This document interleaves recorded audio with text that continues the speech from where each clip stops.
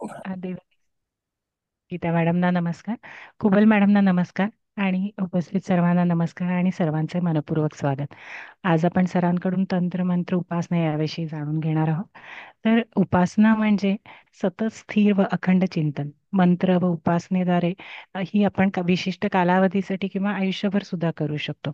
यामध्ये आपल्या कुंडलीमध्ये एखाद्या ग्रह तसं पाहिलं तर कुठलाच खराब नसतो. त्याचे पॉझिटिव्ह आणि निगेटिव्ह इफेक्ट्स आपल्याला थोडे मिळत असतात. तर त्यांना विशिष्ट चॅनलाइज जर करून किंवा त्यांचे काही उपासना करून जर आपल्याला त्यांच्या चांगल्या ऊर्जेचा उपयोग आपल्या आयुष्यात करून घेता आला, तर याविषयी ते कसं करून घ्यावं याविषयीचे विवेचन सर आज आपल्याला सांगणार आहेत. तर मी सरांना विनंती करते की त्यांनी आजच्या लेक्चरला सुरुवात करावी. आणि तत्पूर्वी एक सूचना: 20 मार्चला चव्हाण मॅडमचे क्लास कुंडली वाचनचा नवीन सुरू होत आहे. तर ज्यांना कुणाला ऍडमिशन घ्यायचे असेल त्यांनी मॅडमना संपर्क करावा. सरांना मी परत विनंती करते की त्यांनी आजच्या लेक्चरला सुरुवात करावी. Thank you sir. Thank you madam. धन्यवाद. धन्यवाद. नमस्कार, सगळ्यांचं स्वागत आहे. सगळे आदरणीय उपस्थित असणारे चव्हाण मॅडम आहेत, कुबल मॅडम आहेत, शिंदे मॅडम आहेत, त्याच्यानंतर कुलकर्णी, सगळे कुलकर्णी आहेत, दीक्षित मॅडम आहेत, त्याच्यानंतर देशमुख मॅडम आहेत, हळदणकर मॅडम आहेत. इत्यादी सर्वांचं स्वागत आहे. आज आपण 2 पत्रिका लावणार आहोत.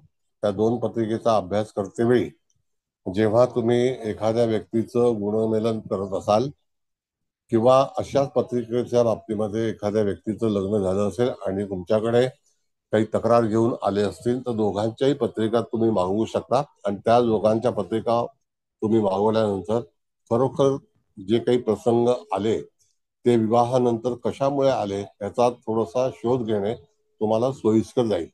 जेव्हा अशी एखादी तक्रार असते त्यावेळेला तुम्हाला दोन्ही पत्रिका मागवल्यानंतर त्याच्यातील अभ्यास आणि त्याच्यातले जे काही ग्रहस्थिती आहे किंवा ग्रहाची बैठक आहे याच्यावरून तुम्हाला संकट का आली आणि अशी भयानक संकट कशामुळे येऊ शकतात, यदा कदाचित एखादी पत्रिका जर तुम्ही गुणमेलनामध्ये सांगत असाल तर त्यापेक्षा 2 पत्रिका एकत्रित करून त्याच्यानंतर त्याच्यामध्ये जे काही बरं वाईट असेल तर ते जातकाला सूचना देऊन कळवणं फार गरजेचं आहे.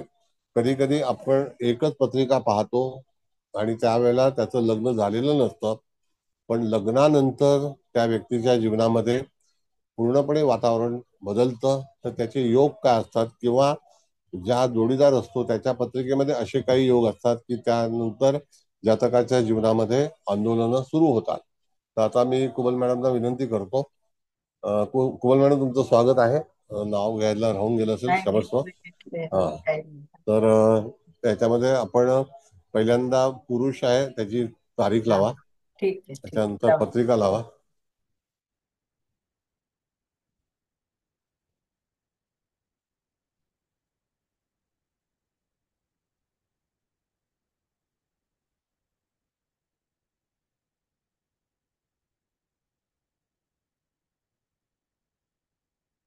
बघा, इथे तारीख आहे 13 मार्च 1968. ही मुलाची तारीख आहे, 13 मार्च 1968. दुपारी 1 वाजून 6 मिनिटं. आधी कुणाची हीच लावायची का 1976 हा, वाली? ही लावली, ही 77. स्त्रीची आहे मॅडम. हा, मग पुरुषाची लावू का? हा, हीच लावली, हरकत नाही. तर हा, लोकांना फक्त नोंद ठीक आहे, करून घ्यायची. ठीक आहे, ठीक आहे. हा, बरं. स्त्रीची पत्रिका आहे 19 ऑक्टोबर 1977. हा, वेळ आहे सकाळी 10 वाजून 26 मिनिटं, मुंबई. बरोबर. हा, कळलं का? आणि त्यानंतर दुसरी तारीख लावा. हा, लावते.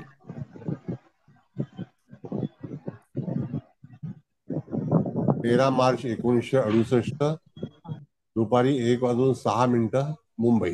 हम्म. अशा ह्या 2 पत्रिका आहेत. तर ही तारीख नोंद करून घेणे आणि त्याच्यानंतर मॅडम 2 पत्रिका वेगवेगळ्या लावतील. हम्म. पहिल्यांदा पुरुषाची पत्रिका लावा आणि मग स्त्रीची पत्रिका लावूया. आता 68 साली जो आहे ना मॅडम, हा, हा, त्या त्याचीच याच्यामध्ये हे लावते पत्रिका, है ना? येस. ते पहा, मिथुन लग्नाची. हा, मिथून हा, लग्नाची पत्रिका आहे. होय. आता थोडक्यात पत्रिका समजून घ्या. इथे लग्न जे आहे तो लग्नाधिपती भाग्यामध्ये आहे. त्याच्यामध्ये जोपर्यंत एखादी घटना जीवनामध्ये होत नाही, घडत नाही, तोपर्यंत माणसाच्या जीवनामध्ये अशी काही संकटे उभी राहत नाही किंवा उपस्थित होत नाही. पण लग्न झाल्यानंतर आपण बघितलं तर लग्नेश जो आहे तो रवी बुध शुक्र या तीन ग्रहांची युती कुंभ राशीमध्ये आहे. आणि दशमामध्ये शनी मंगळ राहू या तीन ग्रहांची युती दशम स्थानामध्ये आहे. आता हा बुध शुक्र आणि सूर्य ह्याची जी युती आहे ती युती बघा जस्ट बुध आलेला आहे मला वाटतं. आणि जातकाचा जन्म झालेला आहे. म्हणजे एक दोन दिवस अगोदर झाला असता तर हा योग बनला नसता. तर त्यावेळेला हा बिलमुकाबिल नावाचा जो योग आहे ह्याचा जो काही योगाचा जो परिणाम आहे तो जातकाच्या जीवनामध्ये विवाह झाल्यानंतरच होतो.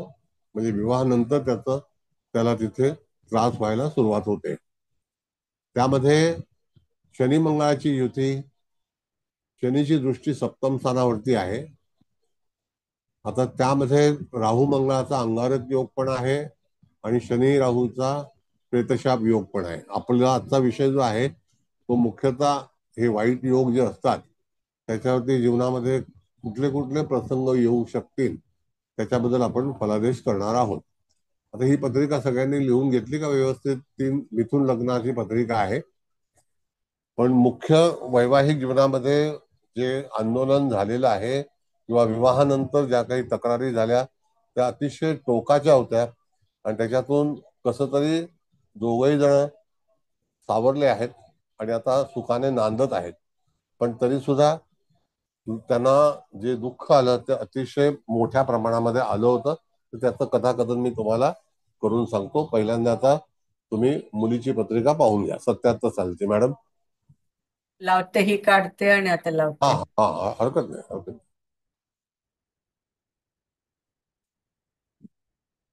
आता वृश्चिक इथे लग्न. आपण पाहिलं तर वृश्चिक लग्न आहे बघा. हम्म. आणि वृश्चिक लग्नामध्ये ह्या ठिकाणी आपण जर पाहिलं तर राजधनू आहे आणि सप्तमेश राहू युक्त आहे आणि सप्तमावर शनीची दृष्टी आहे. बरोबर आहे.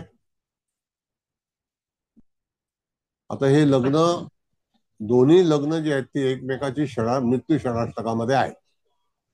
म्हणजे तिथे मिथुन आणि वृश्चिक आणि मिथुन हे मृत्यू षणाष्टक मध्ये आहेत. एक तर ते आपल्याला कुंडली जुळवताना थोडस पाहता आलं पाहिजे. पण ह्या अशा तक्रारी ज्या आहेत तर त्याचा मिथुनीचा टिकाव लागेल का लागणार नाही, काही संकटे कशामुळे आली आहेत तर त्याचा तुम्हाला थोडासा अनुभव येईल. जर इथे राहू शुक्राची युती नसती म्हणजे सप्तमेश राहू युक्त नसता तर काय झालं असतं?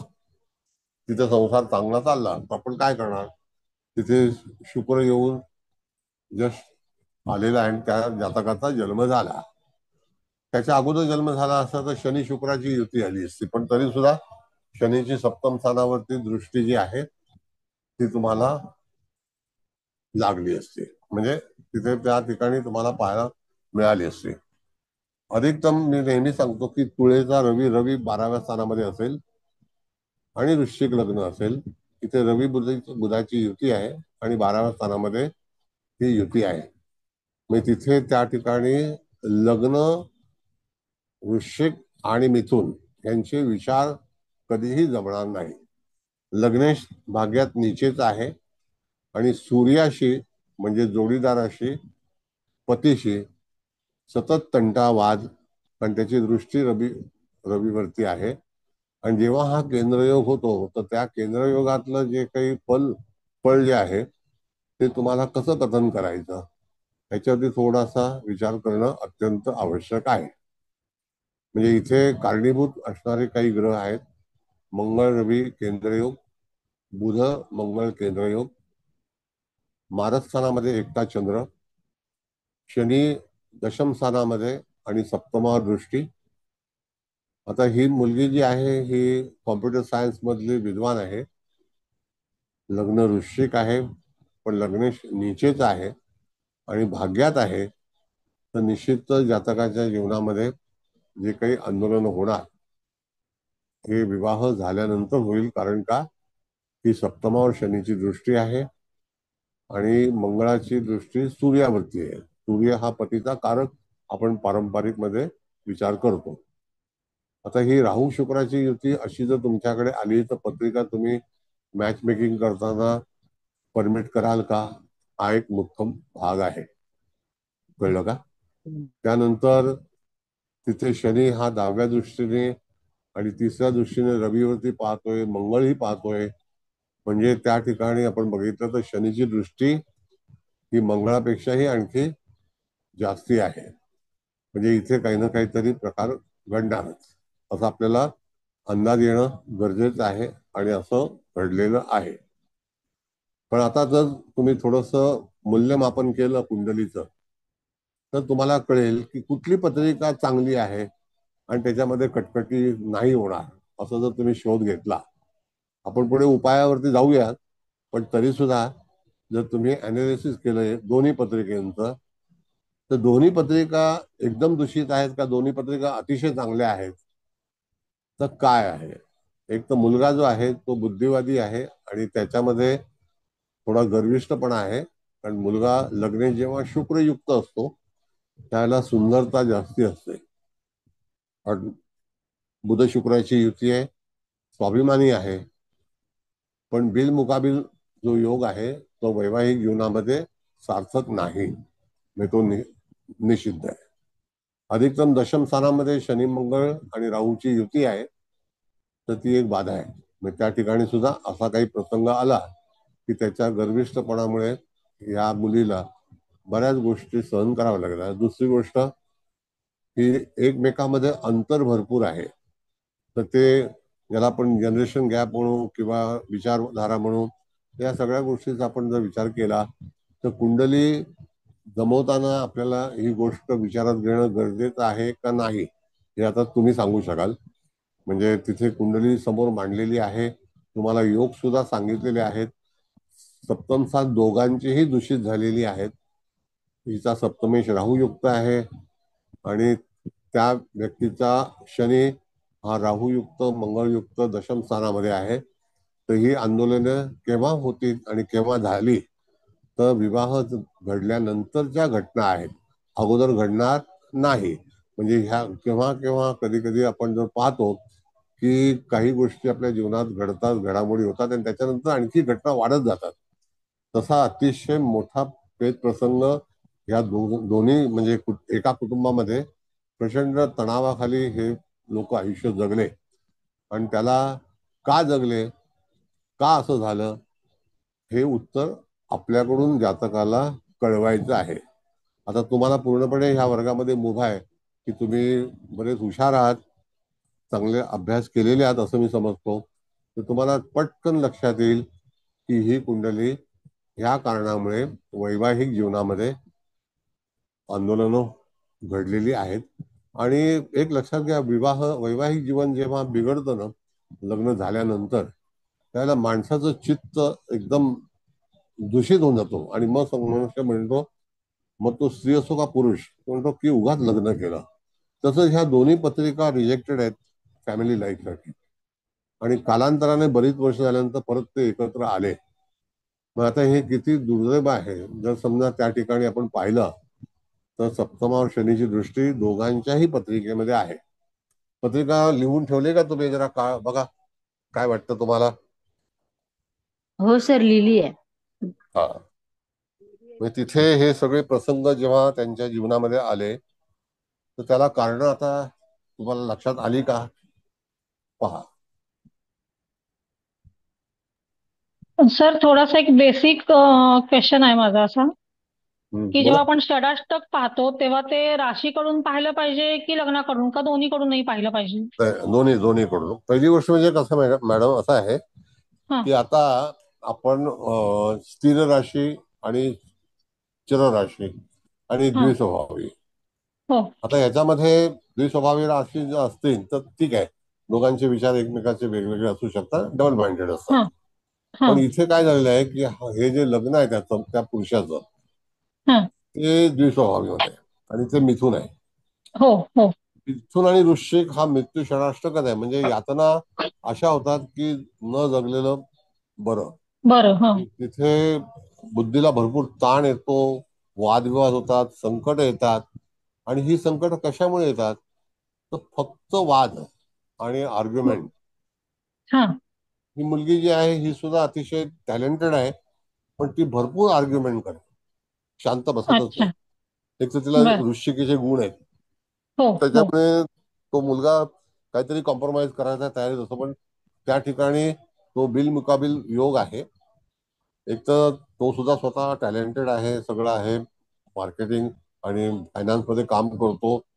पण इथे योग काय घडला की दोघांचेही जे दशम स्थान जे आहे, तर हा. इथे दशमात एकटा शनी आहे आणि त्या शनीची दृष्टी सूर्यावरती आहे. हो. आणि त्याच्या तिसरी. पत्रिकेमध्ये तिसरी, त्याच्या हो. पत्रिकेमध्ये शनी, मंगळ आणि राहू. राहू आहे. हो. आता कधीही लक्षात घ्या की जेव्हा मंगळयुक्त सप्तम स्थान दूषित होतं, तर त्यावेळेचं सुद्धा फलित आपल्याला पाहता आलं पाहिजे. मुख्य तुमचा प्रश्न काय होता की मॅडम षडाष्टक योग कसा पाहायचा? हा, कारण आपण जेव्हा पत्रिका जुळवतो ना, तर जनरली आपण राशींवरून षडाष्टक पाहिलं जातं आणि पंचांगामध्ये सुद्धा आपण ते कोष्टक जे दिलेलं असतं बरोबर. तेही साधारण तसं. म्हणून आता आणि इथं जे बघायला गेलं तर लग्न षडाष्टकातच आहे. हो. म्हणून आता बघा, तो मला प्रश्न पडला. हा. आता इथे आपण जर रास पाहिली, तर ही मुलीची पत्रिका आहे, तर हिचा चंद्र कुठेशी आहे? धनुराशीत आहे. हा. मग आता त्या ठिकाणी त्याचा चंद्र कुठेशी आहे? सिंह तर तुम्ही नाही, ऍक्च्युली मी तेच. सिंह किंवा राशीत आहे. हा, म्हणजे हा बाकी म्हणजे आता त्या एकमेकांच्या ठिकाणी, येतात हा थोडक्यात. हा. म्हणजे ते नवपंचमध्ये. हा. हो हो. अग्नितत्वामध्ये. एक. बरोबर हो, आहे. एकच तत्व येते. हो हो. हा. मग आता ते एकदा पेटले तर एवढे पेटतात की एकमेकाला मारामारी करेपर्यंत जातात.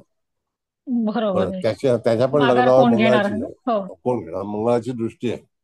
हो आणि हो. अशी बऱ्याच तक्रारी झाल्या आणि विभक्त झाले होते, परत एकत्र आले आणि त्यांना अच्छा. बर. कॉम्प्रोमाइज, ज्याला काउन्सिलिंग म्हणतो, ते झालं. हा. हा. आणि जे काही उपाय सांगितले, आपला आजचा विषय खरा जो आहे तो ह्या, तंत्रमंत्र उपासनेचा आहे. हो हा, या हो. अशा तक्रारीनंतर त्यांना नांदायचं आहे का? दुसरी गोष्ट की ही मुलगी जी आहे ही पण गुणी आहे, पण ती म्हणते की माझ्या हातात सूत्र पाहिजे, तू अच्छा. काही कर, मला सगळं संचालन पाहिजे. कारण हिचा लग्नेश बरोबर. भाग्याचा आहे आणि त्या हो. ह्याच्यामध्ये ती थोडस म्हणजे वृश्चिक लग्न, तुम्हाला कल्पना आहे. Dominating nature Yes. बऱ्यापैकी. हो. तसा एक प्रॉब्लेम आहे. ही पण उच्च शिक्षित आहे, म्हणजे शिक्षण चांगलं आहे. त्याचं का म्हणणं आहे की माझं भाग्य चालतंय म्हणून तू जगते, हा एक भाग आहे, कारण त्याचा चंद्रगुरूची युती आहे. युती. हो हा. आता इथे चंद्रगुरूची युती असल्यानंतर आपण काय म्हणतो किंवा पत्नी चांगली मिळेल, निश्चित पत्नी चांगली मिळाली आहे. नाही, हा. चांगलीच मिळाली आहे, होय आहे होय. चांगलं आहे. बरं, तो उजवा आहे म्हणजे सुंदर आहे, कारण त्याचा शुक्र आणि लग्नेश एकत्र आहे. एकत्र आहेत. हा. बरोबर. त्याच्यामुळे इज हॅव्हिंग गुड पर्सनॅलिटी. आणि हम्म. मिथून आहे, चाणाक्ष आहे, देखणा आहे, हो हो. कुरळे केस आहेत. या सगळ्या गोष्टीवर तिने लग्न केलं. अच्छा. वृश्चिकेच्या बाबतीत तुम्ही बघितलं, जर मिथुन रास असेल तर कुरळे केस असतातच असतात. म्हणजे केसावरती जर ओके. तुम्हाला हे करायचं असेल हो हो हो ऑब्झर्वेशन, हो हो. हा, आलं लक्षात. तुम्ही म्हणला ते आलं लक्षात. आलं, पर्सनॅलिटी लक्षात आली सर. मग तसं तो म्हणतो माझ्यात काय वाईट आहे. तर ती म्हणते माझं बरोबर. वाईट काही नाहीये, पण माझा हक्क आहे. हे सगळ्या भानगडी एवढ्या मोठ्या प्रमाणात झाल्या की हाणामारी झाली, पोलीस झाले, हे झालं, ते झालं, सगळं अरे तिथे बापरे. हे झालं, हम्म. विस्कळीत झालं पूर्णपणे. आता हे सगळं विस्कळीत होताना आपल्याला त्याला सुचवायचं आहे की बाबा काय करायला पाहिजे तुम्हाला. तर हम्म. मुलाच्या पत्रिकेवर तुम्ही लक्ष द्या की मिथुन राशीला दशमामध्ये येणारी रास कुठली आहे. मी नाही ना मी नाही. मॅडम, हो हो म्हणजे गुरुचा प्लॅटफॉर्म आहे हो. गुरुचा प्लॅटफॉर्म आहे. आणि इथे बुधाचा प्लॅटफॉर्म आहे, शुक्र राहू. हो आता शुक्र राहू असल्यामुळे काय झालं की एकतर की ज्याला आपण म्हणतो काही वैवाहिक वैवाहिक जीवनामध्ये काही रुची नसणं, सतत ऑफिसचा प्लान असणं, त्याच्यामुळे तिथे वादविवाद होणं, ह्या सगळ्या गोष्टी निर्माण झाल्या. आता ह्याच्याच मध्ये आपल्याला शुक्राला पण बलवान केलं पाहिजे, कारण तो सप्तमेश आहे. हो. रवीला बलवान केलं पाहिजे, कारण तो तुळेचा नीचेचा आहे बरोबर.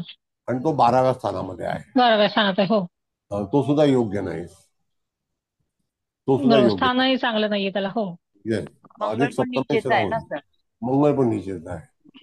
म्हणजे ह्या सगळ्या घडामोडी असताना तिथे मंगळाची दृष्टी सूर्यावरती, शनीची दृष्टी सूर्यावरती. मग हो आता तिच्या नशिबात जो आहे तो त्यांना समजवलं, काउन्सिलिंग केलं, बाबा तुम्ही एकत्र आलात, प्लॅनेटरी पोझिशन मुळे तुम्ही एकत्र आलेले आहात. बरोबर. त्याच्यामध्ये तुमची आवड निवड त्याला किंमत शून्य. तुमची ग्रहस्थिती बरोबर. ही अशी आहे, त्याच्यामुळे तुम्हाला हे सगळं करा आणि शांत राहा. आणि आणि काही हिचं लग्न सर दुसऱ्या कुठल्याही व्यक्तीशी जरी झालं असतं तरी तिच्या ग्रहमानानुसार तिला पती सौख्य जे काही आहे ते तिच्या भाग्यातील विधिलिखित ज्याला आपण म्हणतो ते आहेच ना सर. येस, ते आहे, ते आहे. ते त्यांना हो काउन्सिलिंग हो. करता करता थकायला होतं. म्हणजे इथे असा प्रश्न आला की बाबा याच्यावरती पर्याय काय. बरं, दोघंही उच्च शिक्षित आहेत, म्हणजे असे भोंदू नाही आहेत की बरोबर. ही सुपारी घे, हातात ठेव, मग समुद्रात फेक वगैरे वगैरे या सगळ्या गोष्टी नाही. म्हणजे ते सगळं डमी पर्याय नाही असं काय. म्हणजे आम्हाला प्रॅक्टिकली आम्हाला काय, तर पहिला म्हटलं दोघांचाही स्वभाव सुधारवा. पहिली गोष्ट, पत्नीने स्वभाव शांत केला पाहिजे. एक तर त्या ठिकाणी 2 स्थानामध्ये म्हणजे 12वं स्थान आणि धनस्थानामध्ये ग्रह असल्यामुळे हिला एक मोठ्या भिंगाचा चष्मा आहे. बरोबर. हा. आणि मंगळाची दृष्टी, त्या 2 ग्रह तिकडे, शनीची हो. दृष्टी, मग तिचा जो डावा डोळा आहे तो अतिशय कमकुवत झालेला आहे, त्यांनी बरोबर दिसत नाही. हे सगळे प्रॉब्लेम काय झाले ते तिच्या त्या ह्याच्यावरती पण तो टीका करतो. ते असे वादविवाद करता करता जीवन जे आहे ते विस्कळीत होत होतं. पण तरी गोष्टी क्षुल्लकच असतील सर पण त्याचा जास्ती बाऊ करतायत दोघ जण असं मग आता म्हणू काय शकतो का? करणार, काय करणार त्याला आता. समंजसपणा नाहीये तर त्याला काय करू शकतो. बरोबर. पण सर बायको हट्टी जास्त आहे नवऱ्यापेक्षा. बायको अजिबात ऐकत नाहीये त्याचं. तर ती ऐकणारच नाहीये. त्याला समजावून सांगितलं, बाबा तुला हिच्या अंडरच काम करावं लागेल, शांत राहा. तो बोलतो मी शांतच आहे, मी काही रागवत नाही. कारण तो लॉजिकली फार चांगल्यापैकी उच्च शिक्षित आहे, शांत आहे. तो म्हणतो ही, मी शांत राहिलो तर ही बोलते शांत का राहिला, हा एक प्रॉब्लेम आहे, बोलत का नाही, हा एक प्रॉब्लेम आहे. म्हणजे कुठूनही भांडण ते निर्माण कसंही करते. वागलं तरी प्रॉब्लेमच आहे हा. थोडक्यात. ते इगो फॅक्टर आहे ज्यादा दोघांचा. हा, मग असंच ते सगळं. म्हणजे आपल्याला पत्रिकेच्या अनुसरून तुम्हाला कळतं की अशी पत्रिका असेल तर कधी ना कधी वैवाहिक जीवनामध्ये असे मध्ये प्रश्न तर उपस्थित सप्तमेश बिघडलेलंच होतील. आहे ना. सप्तमेश मुलीचं बिघडलं. आता ह्या मुलीला पर्याय सांगितला की बाबा, एक तर काय गंमत आहे, हिची जी बहीण आहे, शुक्र म्हणजे बहीण, ही कन्या राशीमध्ये आहे. तो शुक्र, ती चुगलखोर आहे. अधिकतम राहुयुक्त असल्यामुळे थोडीशी संशयित बाधा, ज्याला आपण संशयाची बाधा म्हणतो ना, तर ती एक निर्माण झाली हिच्या मनामध्ये की काहीतरी हा प्रॉब्लेम बाहेर ह्याचा काहीतरी हे लफडं करतो. हे तिच्या मनामध्ये एकदम ठाम राहिलं असं. म्हणजे इथे कसा प्रकार झाला, कन्या रास आणि शुक्र आणि राहू यांची युती असेल तर संशय ही सुई कोणाकडे जाते, असा भाग आहे. त्याच्यामुळे वाद पहिला तयार झाला, निर्माण झाला. दुसरा, हा सप्तमेश राहूयुक्त बेभरोशाचा आहे, भरोसा नाही. त्याच्या पत्रिकेमध्ये तो म्हणतो मी काम करतोय, थकतोय, अख्खा दिवस मला ड्युटी असते, बाहेरगावी जावं लागतं, सगळं करावं लागतं. एक तर माझ्या मंगळ शनीची युती आहे, भावंडांचे प्रश्न आहेत. या व्यक्तीला जॉईंट फॅमिलीमध्ये राहायचं नाही, त्याला जॉईंट फॅमिलीमध्ये राहायचं आहे.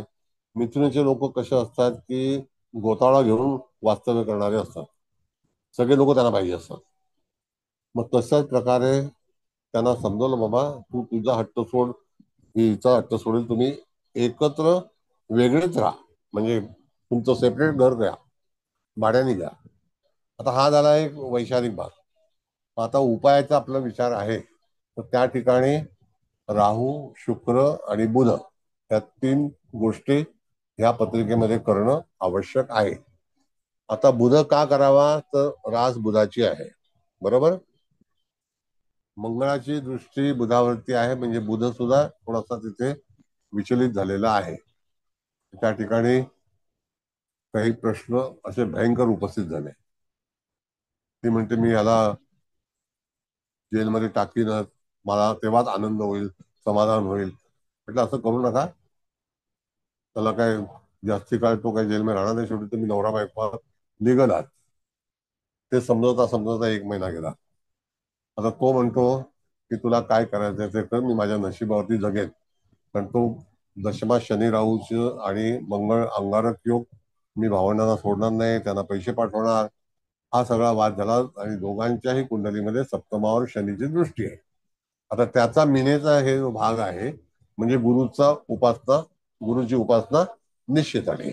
आपला विषय उपासनेचा आहे म्हणून अधिक शनी मंगळ राहू हे तिन्ही, म्हणजे त्याला जास्ती पत्रिका तुम्हाला वाटते की नाही तिथे दूषित आहे म्हणून?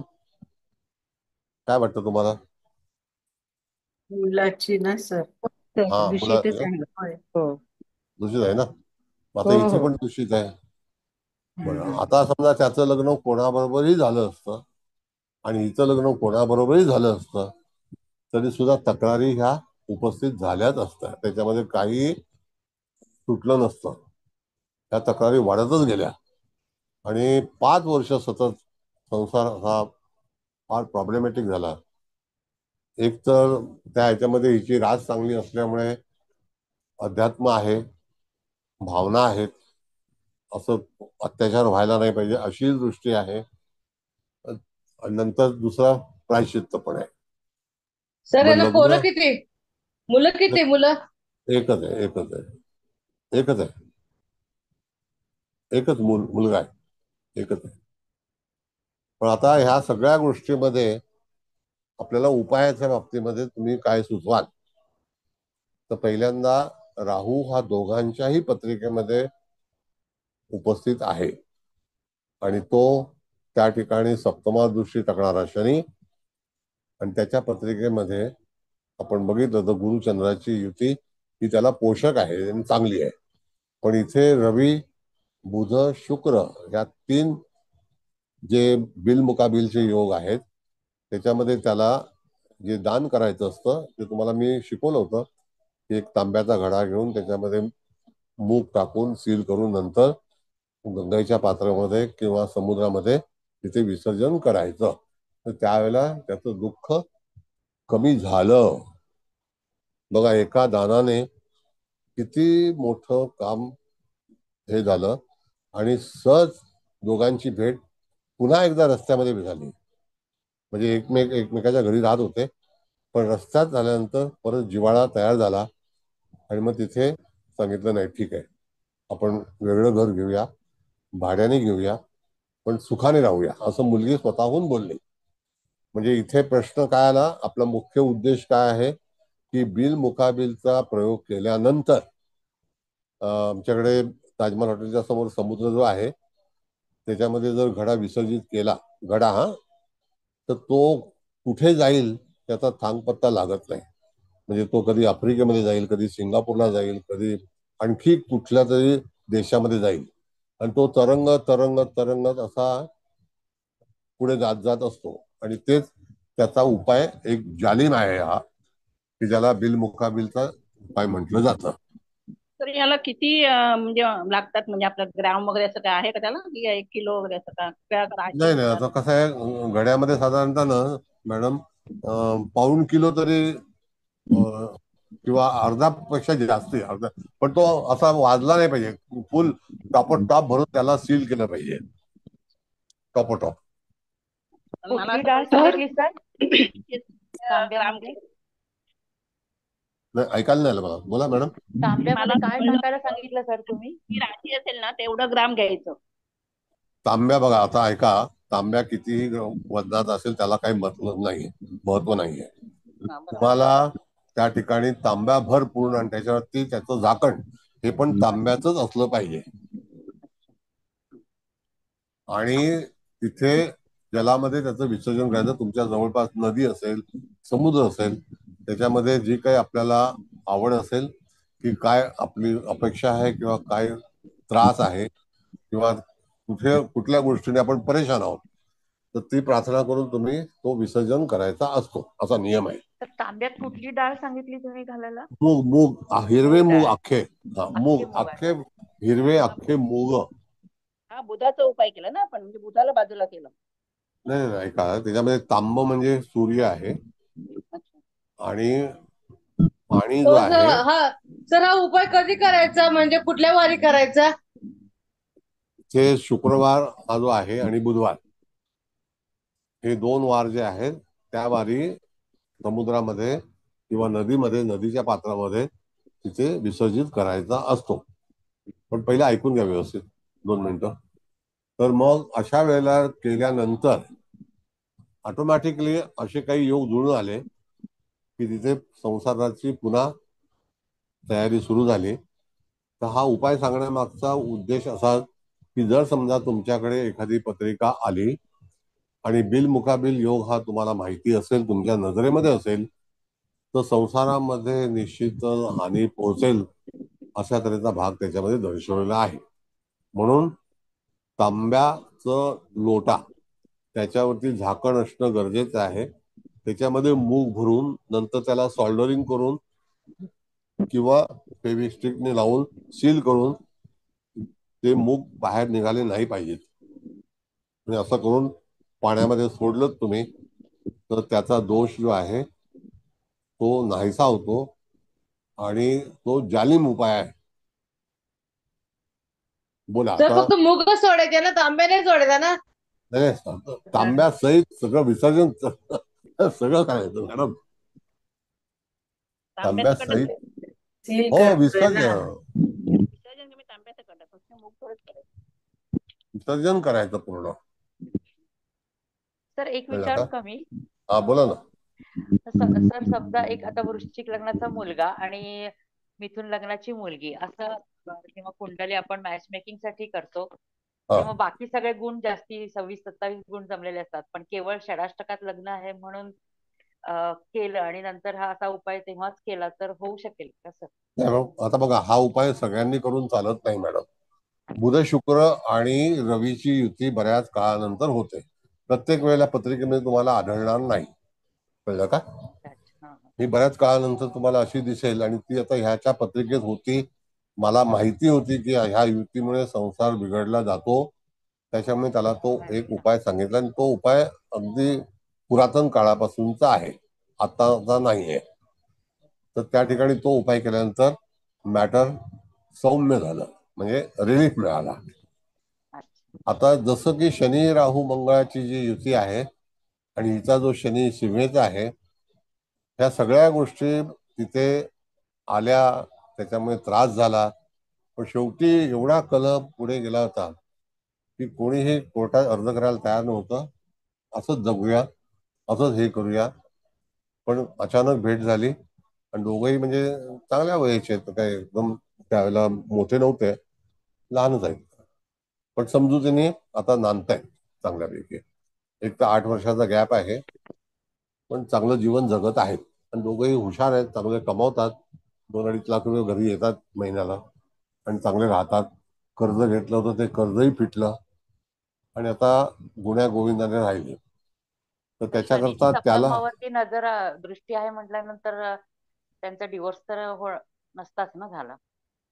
नाही झाला नसता, पण तरी सुद्धा हे सगळे प्रश्न उपस्थित झाले ना उपस्थित मॅडम. झाले. दिवस झाला तर एक वेळेला समजा त्रास गेला, हो. पण तसं सुद्धा दिवस न हो. आपल्या ज्योतिषाची भूमिका असं आहे की डायव्हर्स म्हणजे सगळ्या काही गोष्टी होतील असं नाही. नाही नाही. हो. तर तिथे आपल्याला त्यांची मनं सांभाळली पाहिजे. दुसरी गोष्ट त्याचं मन पण बरोबर. चांगलं आहे, हिचं मन पण चांगलं आहे. त्याच्या लग्नात म्हणजे त्याच्या चंद्रासोबत गुरु आहे आणि हिचा धनुराशीचा चंद्र आहे. हा फरक आहे. म्हणजे तिथे गुरुचं प्राबल्य आलं, बलवान झाला, गुरुचे विचार आले, अंतर्मनामध्ये गुरुचे विचार आले. मग त्यांचं ते मन त्यांना स्वतःहून खात होतं की नाही असं नाही झालं हो पाहिजे बरोबर. आपल्याला. कळलं का?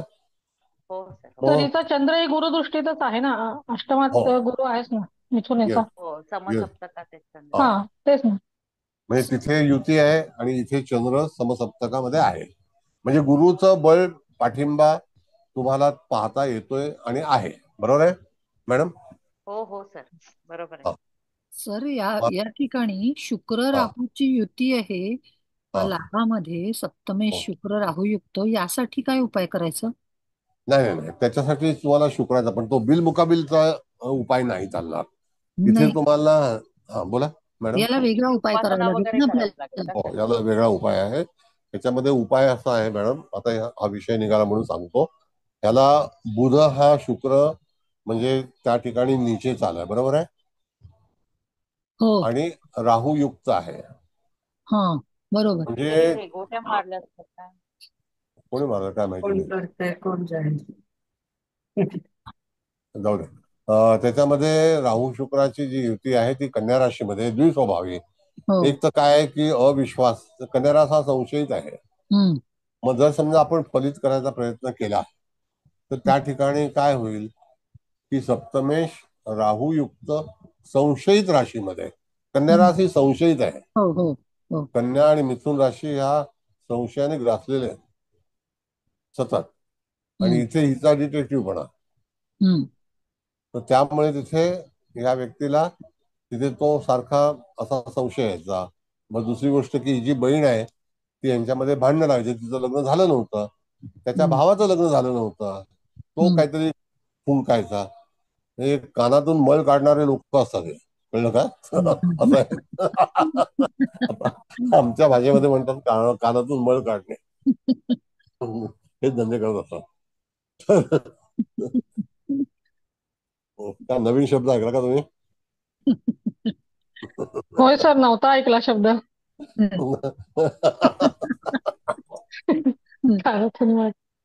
काड्या करणारे, काड्या करणारे. काड्या करणे हा सगळ्यात चांगला शब्द. हा, काड्या करणे माहितीये तो. पण कानातून मळ काढायला काडी टाकावी लागते ना साहेब. बरोबर आहे. बरोबर. तर तसं हिचा भाऊ, हिची बहीण आणि त्याचा भाऊ हे सगळे त्यांना त्यांचा संसार सुखाचा हो असं वाटत नव्हतं, पण त्यांचं दोघांचं भाग्य चांगलं होतं, आर्थिक दृष्ट्या ते सक्षम होते. आणि तो दशमात शनी, दशमात मंगळ, राहू तो व्यापला होता ऑफिसमध्ये सुद्धा. कारण का की प्रचंड ताण तणाव खाली, आणि मार्केटिंगचा एक आणि फायनान्सचा बोजा असतो.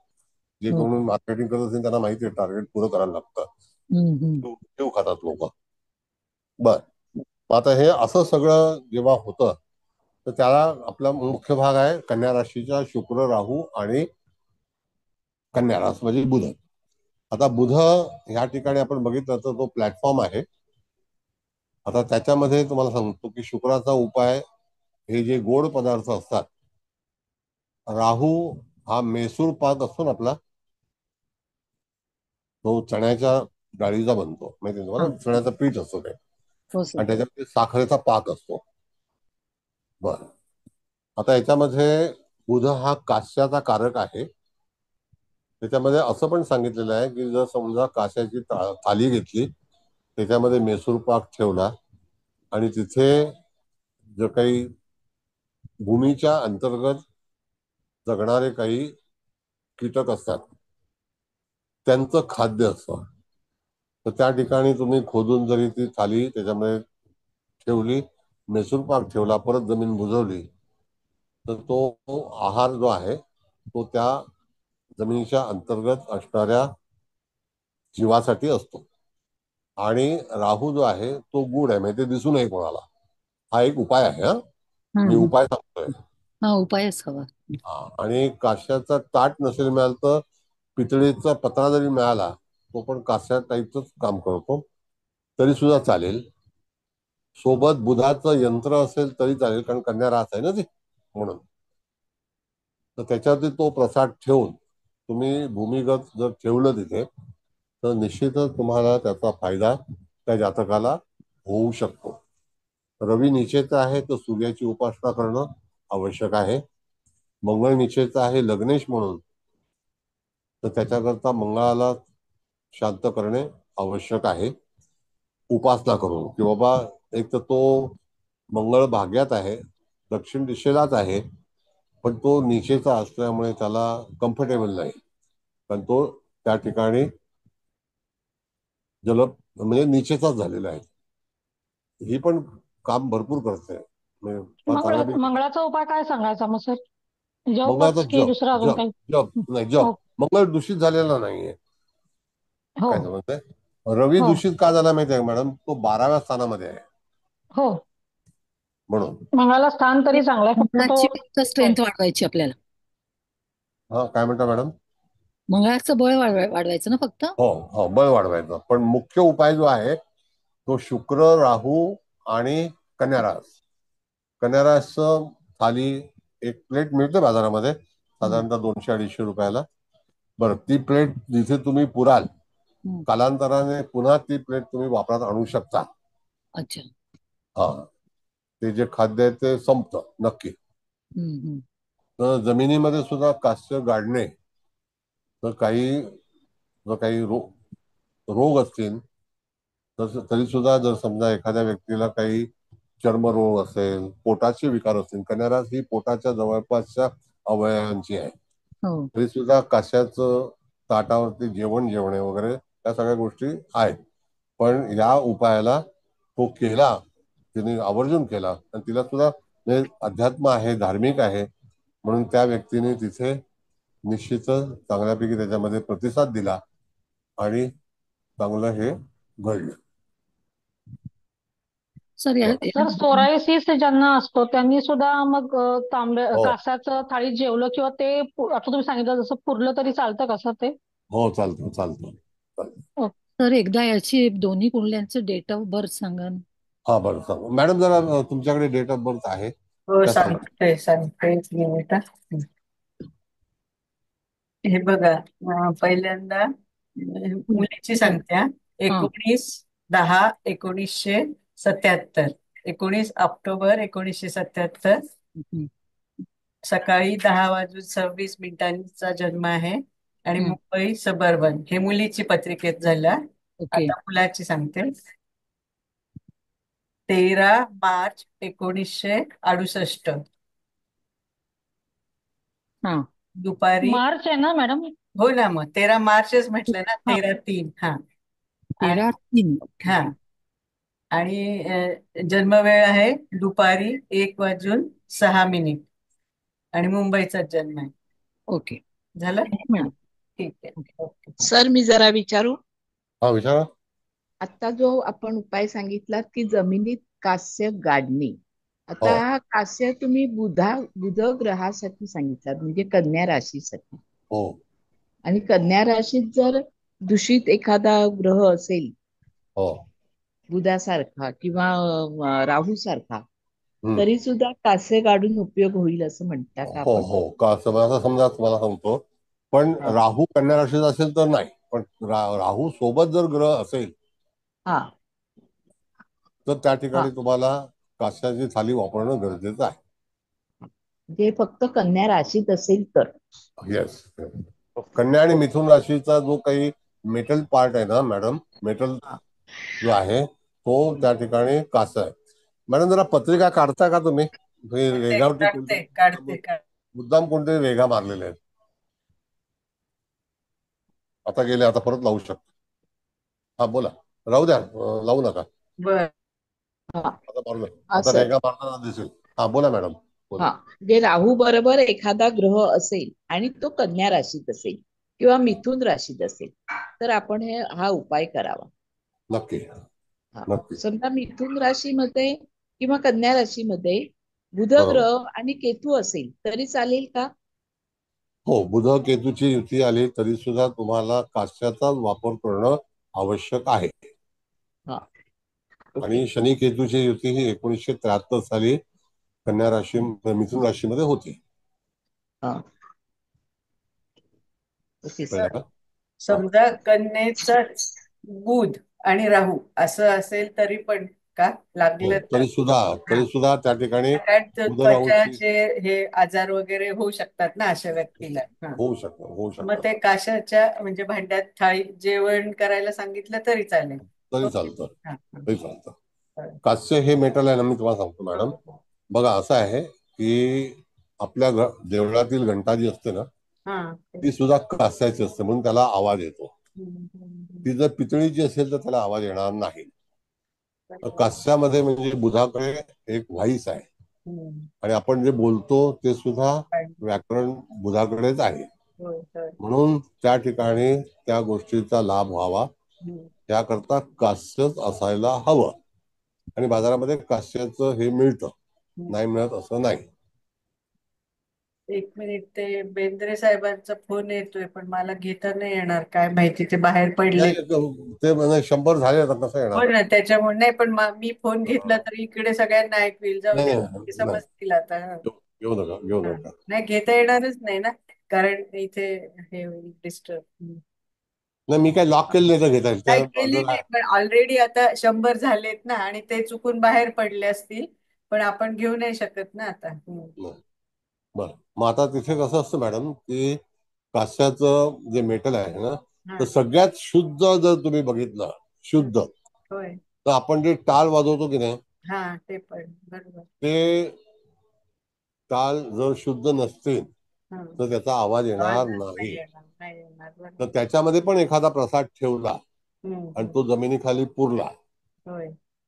तर त्या ठिकाणी जसं की कुठलाही कीटक जो आहे तो कीटक तुम्ही त्या ठिकाणी आकर्षित होतो. हम्म. मग आता त्या ठिकाणी मैसूर पाक जो आहे तो राहूचं भोज आहे. बरोबर. हा. राहूचं भोजन आहे. होय.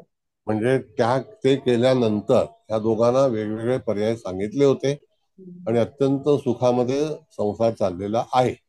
म्हणजे आम्हाला शिकवताना असंच आमच्या गुरुजींनी सांगितलं होतं, दान संवारे बिगडे काम. होय. म्हणजे तुम्हाला दान जे आहे ते उपयुक्त पाहिजे, ज्याच्याशी तुमचं जे काही प्रश्न आहेत ते सावरले जातील. दान संवारे बिगडे काम, जे काम बिघडलं असेल त्याच्यामध्ये सुधारणा होईल होय. असं आहे. छान. आणि ते सर तसं हा सर बोला. सर जसं तुम्ही राहूचं सांगितलं की मिथुन किंवा कन्येला राहू असेल तर कोणत्याही ग्रहाबरोबर तर मग आता मिथुनेला 73 तुम्ही जसं म्हटलात की शनी केतूची युती होती, मग अशा वेळेस काय दान करणार आपण, म्हणजे कास्य ते थाळीमध्ये कशा आपण हा काय तर देणार, जसं आता राहूसाठी तुम्ही ऐका, मैसूर सांगितलं तसं. सांगतो हा. सांगतो सगळं सांगतो. काश्याच्या वाटीमध्ये रात्रभर तेल ठेवून ते जर तुम्ही एखाद्या गरीबाला दान केलं आणि त्याचं त्याने जेवण बनवून खाल्लं, तर तेल हे शनी ग्रहाकडे येतं. आलं लक्षात? जपे मॅडम, वाटी सहित द्यायचं की हा. तसंच द्यायचं? वाटीमध्ये, वाटी सहित द्या किंवा आता वाटी तुमच्या पॉकेटवरती अवलंबून आहे, वाटी सहित द्यायचं असेल तर. ओके, असं पण वाटलं की वाटी वाटी, सहित द्यायचं की तसंच? नाही नाही, वाटी सहित नाही, वाटी भर त्याला द्या. म्हणजे ओके. रात्रभर वाटीमध्ये ठेवा. ऐका, जर तुमची इच्छा असेल तर वाटी पण त्याला द्या, तो त्याच्या घरी त्याचा उपयोगात आणेल. तर इकडे केतूसाठी काय मग? नाही, केतू जो आहे ना ते आपले पताका असतं बघा. केतूसाठी पताका सांगितलेली आहे, ध्वज सांगितलेला आहे. पण केतू मिथुन राशीमध्ये शनियुक्त हा 1973 साली होता. 1962 साली केतू शनीची युती कुंभ राशीत होती. त्याच्यातही पण मी उपाय सांगतो तुम्हाला. कुंभरास ही मेटलची आहे, म्हणजे पत्रा, लोखंड किंवा स्टील. तर त्याच्यामध्ये सुद्धा तुम्ही त्याचा पत्रा घेऊन जे त्या ठिकाणी दान करायचं तर तेलाचं दान करायचं. शनीला तेल, तळलेले पदार्थ हे सुद्धा तुम्ही त्या ठिकाणी वितरित करू शकता. आणि मिनेत असेल तर सर, शनी केतू. म्हणजे गुरुचं हे आहे ना. हो, पण मग ते शनीचं तेल कळालं. आता इकडे हा, तुम्ही वेगळं वेगळं सांगितलं, मग हे म्हणजे आता गुरुचं म्हणून मग कुठलं भांड कुठलं घ्यायचं? नाही नाही, गुरुचं भांड जे आहे ना, बघा आता गुरु हा सोन्याचा कारक आहे. हा, मग तेच ना, सोन्याच्या वाटीत तेल असं. हा. आता शक्य होत नाही, ते आपल्याला विकायला लागेल. सोनं खूप महाग झाले आता. तर जर वृश्चिकेत जर बुध राहू एकत्र असतील तर मग? तांब, तांब ओके, तांब्याचं पात्र. ओके. असं आहे मॅडम की मंगळाला तांब आहे, होय. कळलं का? आणि हो रवीला सर. सोनं आहे. गुरुला जस्त आहे. आता जस्ताची भांडी आणणार कुठून, हा मोठा प्रश्न आहे. होय ना. हो, बरोबर आहे. कळलं का? जस्ताची भांडी मिळत नाही, ती बनवून घ्यायला मग लागते. मग सर ती तांब्याची वाटी दान सर, करायची का त्याच्यामध्ये काही भरून द्यायचं, आता जे सांगितलं काय विचारलं ते? भरून द्यायचं, हो त्याच्यामध्ये काय भरून. खाद्य कसं असतं मॅडम, प्रत्येक गोष्टीला ना जीवाला खाण्याची आवश्यकता जास्ती असते. कुठलाही जीव म्हणा, तुम्ही पक्षी म्हणा, तो काय वाटी घेऊन पळणार नाही. म्हणजे मग ते पक्ष्यांना खायला घालायचं की जसं आता आपण कास्याची वाटी जमिनीत पुरायची म्हटलं तर तसं ते पुरायचं, असं करायचं, काय करायचं? तरी चालेल, जसं तरी चालेल. आता सरोजने विचारलं की वृश्चिकेचे बुध राहू असतील तर हो, तरी तांब्याचं. पुरलं तरी पण चालेल, तांब्याची वाटीत गोड पदार्थ. हा, आपली तयारी पाहिजे. बरोबर, होय. कसं असतं बरं. मॅडम की तांब्याच्या वाट्या आरामात मिळतील म्हणजे कुठेही, त्याला काही प्रश्न नाही. मिळतील, बरोबर आहे. पण भाग असा आहे, असे काही लोक महाभाग पाहिले की आपण जे वर्षश्राद्ध करतो ना, तर कागदावरती ठेवतात, हो स्वतःच हो ताट पण ठेवत नाही, ते असे लोक आहेत. हो हो हो, कळलं का? बघितले, हो. तर तसं हा उपाय आहे. बरं, आता पहिला उपायाकडे जाऊया. आता बघा, तिथे शनी, राहू, मंगळ हा सिंह राशीमध्ये आहे, बरोबर आहे. हो सर. हो. हा, मग सिंह राशीला सुद्धा तुम्ही तांब वापरू शकता, तांब्याचं ताट वापरू शकता, राहूचं दान वापरू शकता, शनीचा तेलकट पदार्थ तुम्ही दान देऊ शकता. आणि त्याच्यावरती तुम्ही तांब्याचा पत्रा जरी घेतला, ताट नाही घेतलं, तर पत्रा बाजारामध्ये साधारणतः तुम्हाला 70-100 रुपयामध्ये मिळतो, पातळ. त्याच्यावरती तो पदार्थ ठेवून तुम्ही जर दान दिलं तर त्या तांब्याच्या सहित त्याला देऊन टाका. तो पुढे त्याचे काय करेल तो करेल, पण त्याच्यावरती त्याचा उपाय जो आहे तो 100% सक्सेस होईल. त्याच्यामध्ये शनी हा जो ग्रह आहे त्याच्याबद्दलचा जो काही वापर आहे, त्याला तेलाचे पदार्थ, तेलकट पदार्थ हे स्वतःच्या हातून बनवून सुद्धा जर दिले तर ते अतिशय योग्य म्हणून समजले जातात. आपल्या घरी आपण पदार्थ बनवतो घरी, तर तसा पदार्थ घरी बनवणार, आपलं दुःख आपल्याला निवारण करायचं असेल तर त्यावेळेला तुम्ही त्याचा वापर करायचा असतो, तसं करू शकता. सर म्हणजे आता सर इथे भजी भजी वगैरे मध्ये असं काही शनी केलं मंडळ आणि गरिबांना दान केलं तरी चालू शकतं, म्हणजे घरगुती तेलाचा पदार्थ म्हणून असं. हो हो, चालेल ना. घरगुतीच दान करायचं. आता बाहेर काय मिळतं काय भगवंताला माहिती, पण घरगुतीच आपल्या हाताने किती वेळा द्यायचं आणखी सर? उत्तम. हा, 2 वेळा? काय म्हणता, आवाज नाही आला. किती वेळा द्यायचं? जेव्हा इच्छा होईल तेव्हा. अच्छा, दान म्हणजे इच्छेप्रमाणे असं असतं. संकल्प करून 5 वेळा किंवा नाही असं नाही, असं असं काही काही नाही, नाही. अशी सक्ती नाही आहे. पण आता हा बघा, जो तांब्याचा लोटा बिल मुकाबिलला द्यायचा, तो काय ते नेहमी द्यायचा नाही, तो वन्स, एकदाच. हा तो नेहमी द्यायचा नाही, एकदा करायचा असतो. नाही. हो हो. कळलं का? सर माझा एक प्रश्न सर होता की आता आपण केतूसाठी गाठिया दान करतो, बरोबर आहे ना? गाठिया देतो ना? हा, म्हणजे गाठिया म्हणजे डाळीचा पदार्थ आला, हो, डाळ आली.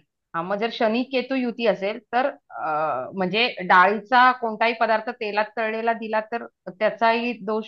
चालेल चालेल, ओके, थँक्यू भावनगरी सर. गाठा सर पण आता चालेल. इथे मीन राशीमध्ये शनी राहू मंगळ आहे या पुरुषाच्या पत्रिकेत, तर मग बघा, भांड हा मुख्य प्रश्न आहे.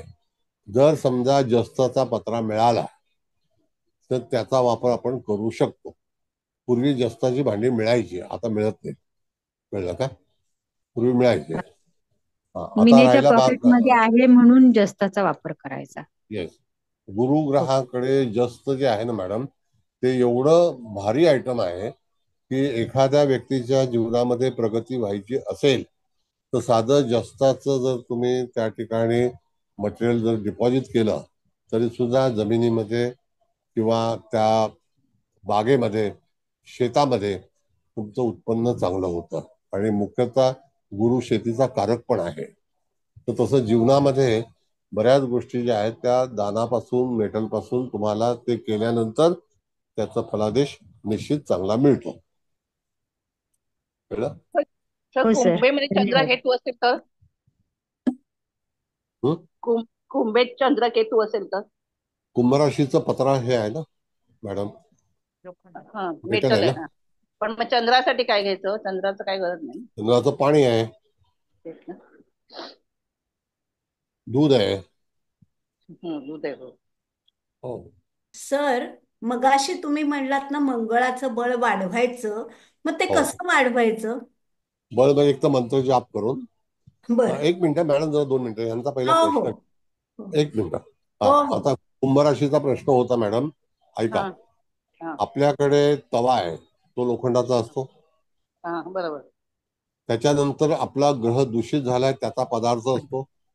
अच्छा. हा तो तिथे त्याच्यामध्ये ठेवला, किंवा हा तो तवा किंवा ते ताट हा जर तुम्ही त्याला दिलं आणि सांगितलं हे तुझ्यासाठी आहे, अच्छा. हा तरी हरकत नाही. आता त्याच्यामध्ये तवाच हवाय असं नाही, पण हा स्टीलचं एखादं भांड त्याच्यामध्ये पदार्थ टाकून पण तुम्ही ते दान करू शकता. तो पण लोखंडाचाच अंमल आहे. अच्छा. हा चालेल. बरोबर. कळलं का? स्टील मध्ये आपण दूध दिलं तरी चालेल ना? तरी चालेल. बरोबर. बरं, आता विचारा मॅडम तुम्ही. हा, मंगळाचं बळ कसं वाढवायचं? मंगळाचं बळ दोन प्रकारे वाढतं. हा एक तर तुम्ही तुमच्या डाव्या हातामध्ये तांब्याचा कडा वापरला बर. तर मंगळाचा बळ वाढतं. आपला बाजूबंद असतो ना, हो तसा हो. तांब्याचा पुरुषाला बाजूबंद मिळतो हा. तयार करून, तर तो बाजूबंद पण वापरू शकतो. अच्छा. हा. म्हणजे ही पत्रिका आहे, पण काही जणांच्या पत्रिकेत कर्केचा मंगळ आपल्याला दिसतो. मग त्यांच्यासाठी असा उपाय सांगता येतो? नक्की. कसं कारण आहे की शरीर हा असं आहे मॅडम, बघा, हा मंगळ जर समजा कमकुवत असेल हा तर दोन पार्ट असतात की जातकाच्या हातून काही चुका घडतात. बर तो सुद्धा मंगळाचा दोषच आहे, बर ज्याला मंगळ बध म्हणतात हिंदीमध्ये. मंगळ बर. बध हा आणि मंगळ चांगला, बर. दोन प्रकार आहेत. आता मंगळ जर चांगला असेल तर तुम्हाला काही रेमेडीज करण्याची आवश्यकता नाही. होय. हो हो. पण मंगळ बध असेल तर तुम्हाला तांब्याचा जास्तीत जास्त वापर करून, हा त्याला आपण म्हणतो की तांब्याचा कडा हा सगळ्यात चांगली गोष्ट आहे. बर. किंवा बाजूबंद जर पुरुषाच्या याने तांब्याचा घातला, हा तांब्याची चेन येते, ती जरी तुम्ही परिधान केली तरी सुद्धा तिथे मंगळाची शक्ती वाढते. बरोबर. तांब्यामध्ये मंगळाचं साहस जास्ती आहे. हम्म. धन्यवाद. धन्यवाद मॅडम. तर हा, सर मी बोला. विचारते, आता जसं म्हटलं आपण की कर्केचा मंगळ त्याला बळ नाही म्हणून आपण त्याचं बळ वाढवलं कड्याने, पण Yes. कधी कधी शत्रू राशीत मंगळ असल्यामुळे सुद्धा त्याचं पॉवर कमी होते किंवा तो वेगळ्या दिशेने जाऊ शकतो. अशा वेळेस त्याला तांब वापरता येईल का? नाही, आता बघा, तुमच्याकडे एखादी व्यक्ती आलेली आहे हा आणि तुम्हाला कळते की याला मंगळाचं बळ नाही, मग त्यावेळेला तुम्ही मंगळाचं सजेशन करू शकता. आता समजा शत्रू राशीत म्हणजे नेमकं काय? आता जसं आपण मंगळ बघितला तो मकरेला उच्चीचा होतो. थांबा सर, मला ऐकू नाही येते.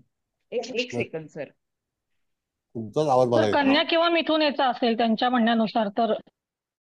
नाही, मला कुंभेचा विचारायचा होता सर. कुंभेचा जरी असला, हा शत्रू राशीचा असेल असं तुमचं म्हणणं आहे, बरोबर आहे? होय. हा मग मकरेचा पण शत्रू राशीचाच आहे ना, होय होय, कारण मग तिथे शनीचा आहे. मंगळ उच्चीचा होतो ना, हो. तर तो सर कालपुरुषाची कडं कुठल्या हातात घालायचं सर? डाव्या हातामध्ये. सर हे हा कडे लेडीज पण घालू शकतात का? काय आलं? लेडीज पण कडे घालू शकतात का हे हो हो, तांब्याचं? येस झालं सर. सर तर मला हा मंगळ सर एक विचारू सर. हा, बोला. सर मिथुन राशीमध्ये राहू रवी आणि गुरुची युती असेल तर मग काय उपाय करता येणार? मिथुन रास परत सांगितलं बुधाची आहे. तुम्हाला हो. कास्य रवी आणि कोण आहे? बुध आहे का आणि राहू आहे का? रवी राहू रवी आहे. राहू गुरु. हा, हा, रवी राहू गुरु हा असल्यानंतर तिथे चांडाळ योग तयार होतो आणि पितृदोष पण तयार होतो. आणि ओके. तो कोणत्या राशीमध्ये आहे? तर मिथुन राशीमध्ये, बरोबर आहे. हा. हा, मग चतुर्थ अशा स्थान. वेळेला हा हा कुठलंही स्थान असो, चतुर्थ स्थान, त्या ठिकाणी तुम्हाला राहूचं दान पण आहे, गुरुचं पण आहे. ओके. आता गुरुचं मुख्य दान काय आहे ते तुम्हाला मी सांगतो. जे भोजन ग्रह आहे ना, हे गुरुचं आहे. आता काही ठिकाणी मी तुम्हाला सांगतो की तुम्ही कुठे मुंबईला राहता का? हो, मी बोरिवलीला राहते. हा, माहीमला तुम्ही दर्ग्याजवळ गेलात ना, हा कमीत हा. कमी रोज 1,000 लोकांना तिथे भोजन दान करतात. कोणतरी येतं, 100 कुपन काढतं, 25 काढतं, त्याला पैसे देतात आणि प्रत्येकाला हातात कुपन दिलं जातं आणि ते लोक तिथे त्याचं जेवण असतात. तर त्या ठिकाणी जे अन्नदान आहे ते केलं जातं. मुलुंडला सुद्धा हे केलं जातं. काही असं काही रिटायर होम आहेत त्याच्यामध्ये सुद्धा अन्नाची गरज असेल तर ते लोक दान करतात, बरेच लोक. मुलुंडला कुठे आहे सर? मुलुंडला याच्यामध्ये आहे ना, किरीट सोमय राहतो तिकडे आहे. अच्छा. म्हणजे तुम्ही सर माझा एक प्रश्न होता. सर बोलू का? बोला. सर माझा प्रश्न आता आपण बोलतोय त्याच्यात थोडासा वेगळा आहे. माझा प्रश्न असा आहे की समजा आता आपण मंगळाबद्दल बोलत होतो की मंगळाचं बळ वाढवण्यासाठी, तर समजा मंगळ हा मेषेमध्ये म्हणजे स्वतःच्या राशीत आहे किंवा वृश्चिकेत आहे, स्वतःच्या राशीत आहे, परंतु तो जर व्ययात असेल तर अशा वेळेस त्याचे त्याचं बळ आपल्याला कमी, दुष्परिणाम मिळणार. त्याचं मग बळ त्याचं कमी बळ नाही होणार. कमी, मग मंगळाचं बळ त्यासाठी कमी काय करू? करण्यासाठी ऐका तो 12वा मंगळ जो आहे तो तुम्हाला हानी पोहोचवणारच. मग सर एखाद्या व्यक्तीला अशी हानी होऊ नये म्हणून काय करावं, काय उपाय करू शकतो आपण? मग शनीला बलवान करायचं. अच्छा, शनीला बलवान करायचं. आता असं आहे मॅडम, बीजेपी सत्तेवर यायची तर बलवान कोणाला करायला पाहिजे? मोदींना. आणि हरवायला कोणाला पाहिजे? इतरांना. कळलं? सर पार्ट आहे. हा बोला. मंगळ जेव्हा हा उच्चीचा असेल, कर्केत सॉरी मकरेतला आहे आणि तो जर केतू युक्त झाला तर मग काय करायचं? नाही, मग त्याचं फळ गेलं. त्याचं फळ जे आहे ना ते ऍक्च्युली मिळत नाही आपल्याला. आणि आपण बऱ्याच वेळेला ही जी युती असते ती युती कार्यरत होत नाही. कधी कधी ही युती जी आहे ती आपल्याकडे फसवणुकीकडे घेऊन जाते, आपली फसवणूक होते. त्याला कारण काय असतं की ही मंगळ केतूची युती जी आहे ती योगकारक नाही. सुरुवातीला आपल्याला दिसतं की आपल्याला हे मिळतंय आणि आपण त्याच्यामध्ये इन्व्हॉल्वमेंट होतो आपली. आता यदा कदाचित मंगळ हा मुख्य भाग जो आहे तो जमीन जुमला भावंड आपली जी काही मिळकत मालमत्ता किंवा एखादा अपघात या गोष्टीवरती जास्ती कॉन्सन्ट्रेट करतो. मग त्याला ते पोषक नाहीये म्हणून तो अशा गोष्टी घडवतो. कुंडलीमध्ये मंगळ हा कोणासोबत असावा तर त्याचा सगळ्यात प्रिय प्लॅनेट जो आहे तो गुरु आहे. आता विचार करा, साधी गोष्ट, एक सामान्य कुटुंबातील सचिन तेंडुलकर हा एवढा मोठा क्रिकेटर बनला कारण मंगळ गुरुची युती आहे. ते घनिष्ठ मित्र आहेत. मंगळाला दुसरं कोण आवडतं तर राजा आवडतो, त्याचा सेनापती बनायला आवडतो. गुरु हा भाग्यविधाता आहे, असं आहे. बरोबर. म्हणजे त्या मंगळाची बोला. पण मग इथे जे तुम्ही सांगितलं की तांब्याचं कडं वगैरे वापरून तुम्ही त्या मंगळाला स्ट्रॉंग करू शकता, मग ते करू शकतात का? हो, करू शकतो मॅडम. 1972 साली, जर आवाज बंद करा कोण, 72 साली तांब्याची रिंग बनवून एका माणसाने करोडो रुपये कमवले. 72 ची गोष्ट आहे. बापरे. तांब्याचे रिंग घालणं जास्त फायद्याचं की हातातलं कडं घालणं जास्त फायद्याचं? कडं ती रिंग म्हणजे ऍक्च्युली आपल्या पाटल्या असतात ना, तर त्यावेळेला तांब्याची पाटली पुरुषांसाठी मिळायची. ओके. 72 साली, तेव्हा त्याची किंमत होती 5 रुपये. मंगळ राहू युती कर्क राशीत असली तरी असे उपाय करता येतील का? हो हो हो. राहू सोबत कुठलाही ग्रह आला तर त्या ठिकाणी जातकाला एक हावभाव तयार होतो आणि त्याच्यात तो गुंतला जातो आणि नंतर मग प्रायश्चित्त करतो. तर आपण तिथे फसू नये किंवा त्या ठिकाणी आपलं आर्थिक किंवा सामाजिक नुकसान होऊ नये त्याकरता म्हणून ह्या सगळ्या गोष्टींचा उपाय करणं आवश्यक आहे. म्हणजे मग मंगळासाठी म्हणून ते तांब्याचं हे पण घालायचं आणि राहूचे पण उपाय करायचे असं करता. सांगतो मला, मंगळाचं आपण स्वतः का परिधान करायचं, याला मुख्य उद्देश काय आहे? आपली शक्ती ही आपल्या उपयोगात येत नसेल, आता मी तुमच्या समोर बोलत आहे तर माझ्याकडे एनर्जी आहे म्हणून मी तुमच्यापाशी बोलतोय ना. आता जर समजा माझ्याकडे शक्ती नसेल आणि मी एकदम बावळट असतो तर मी तुमच्यापर्यंत आलो असतो का? नाही. म्हणजे माझ्याकडे मंगळ चांगला आहे ना. हो. हाच भाग आहे. तुम्हाला असं वाटलं एखाद्या व्यक्तीचा मंगळ जर कमकुवत आहे, त्याच्यामुळे त्याचं धारिष्ट नाही आहे, तो तिथे बळ मिळवत नाही किंवा बळ खर्च करत नाही. बळ सुद्धा खर्च करावं लागतं. आणि मंगळ हा प्लॅनेट असा आहे, तो वॉरियर आहे, योद्धा आहे. तर त्याला ते शौर्य दाखवण्याची त्याची आवश्यकता आहे. कळलं का? बरोबर. असं आहे. सर ते म्हणजे लहान मुलांच्या पायामध्ये मंगळाचे वळं घालतात तांब्याचं, तर ते तसं पण वळं वापरू शकतात का सर मोठी माणसं पण नाही, त्या मोठी टाईप मधलं? माणसं नाही, नाही, नाही. ते लहान ते बाळाला त्या ठिकाणी एनर्जी मिळावी. मग हा जो बाळ जे तानं असतं ते लवकर उभं राहावं, उभारी यावी. अच्छा म्हणून बर आणि बर प्रत्येक आईला बघा, बाळ जेव्हा रांगतं होतं ना तेव्हा आणखी एक वेगळं तिच्याकडे हे असतं. आणि जेव्हा आनंद ते मिळतो तो उभं हो राहतं, आनंद असतो, उभं राहतं. आणि त्याच्यानंतर त्याच्यामध्ये वाळा घालत नाही. हो नाही कळलं का? झाला तो हो. आणि असं सर आहे. आता तुम्ही जे मंगळाला तांब्यात सांगितलं तसंच रवीला सुद्धा तांबच उपाय आहे ना सर? तो समजा सोनं लग्नेश उपाय रवी आहे. हा सोनं पण सोनं उपाय आहे, सगळ्यांनाच पण परवडणं मुश्किल शक्य आहे. नाहीये. मग आता लग्नेश रवी जर अष्टमात असेल तर सुद्धा तांब्याचं कडं वापरलं तरी चालतं? चालेल, चालेल, चालेल. ओके. आणि पितृदोषांमध्ये समजा रवी राहू रवी केतू असे जरी असतील तरी सुद्धा तांब्याचं कडं ते वापरू शकतो? तांब्याचं वापरू शकतो. ओके. धन्यवाद. म्हणजे जर मंगळ सर मी विचारू? हा, विचारा ना. सर्व कडे घातलं की दोष कमी होतो का रवी राहूचा? बघा असं आहे, पहिली गोष्ट मी तुम्हाला स्पष्ट करतो मॅडम. जर एखादी व्यक्ती बिघडलेली आहे असं आपण समजू की मंगळ त्याचा दूषित झालाय, त्याच्यामुळे आउट ऑफ द वे चाललेला आहे, तर त्याला सरळ मार्गावरती आणण्यासाठी म्हणून तांब्याच्या कड्याचा वापर केला तर त्या ठिकाणी त्याला एक चांगलं काम करण्याची इच्छा प्रगट होते. कळलं का? हा मुख्य उद्देश आहे.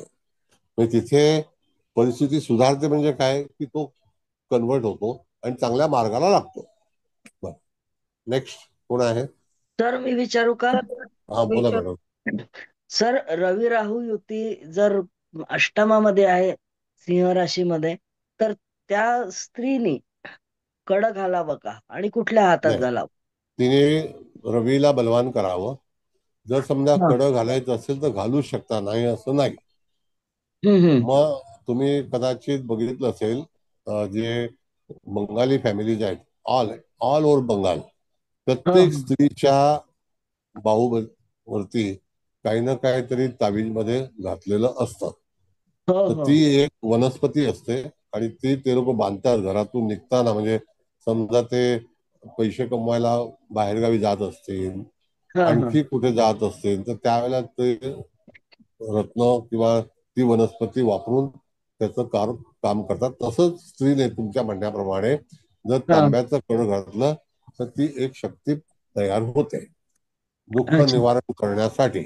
पहिली गोष्ट आणि म्हणजे मंगळ हा ऑफेन्सिव्ह आहे का डिफेन्सिव्ह आहे? मंगळाला डिफेन्स आवडतो.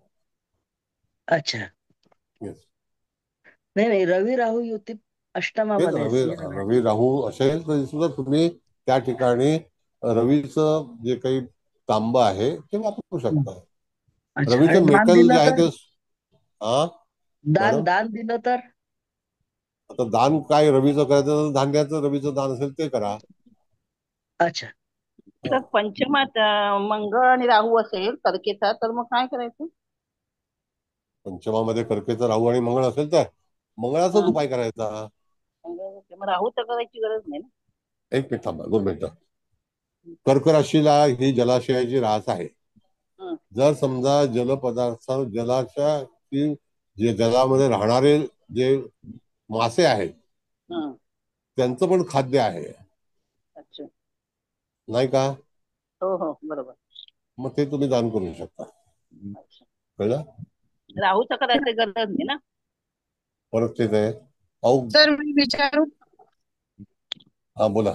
एकाने कोणतरी विचारा प्लीज. त्यांचं होऊ देत मग विचार. हा बोला.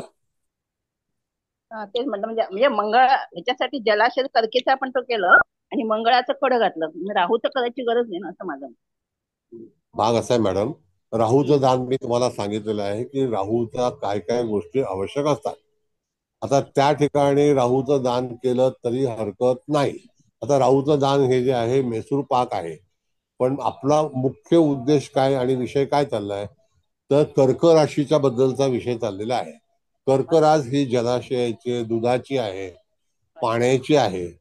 जर पाण्यामध्ये जर त्या ठिकाणी जे काही मासळी असते त्यांचं खाद्य जर तुम्ही टाकलं तरी सुद्धा त्या ठिकाणी तुम्हाला त्याचा लाभ निश्चित मिळू शकेल.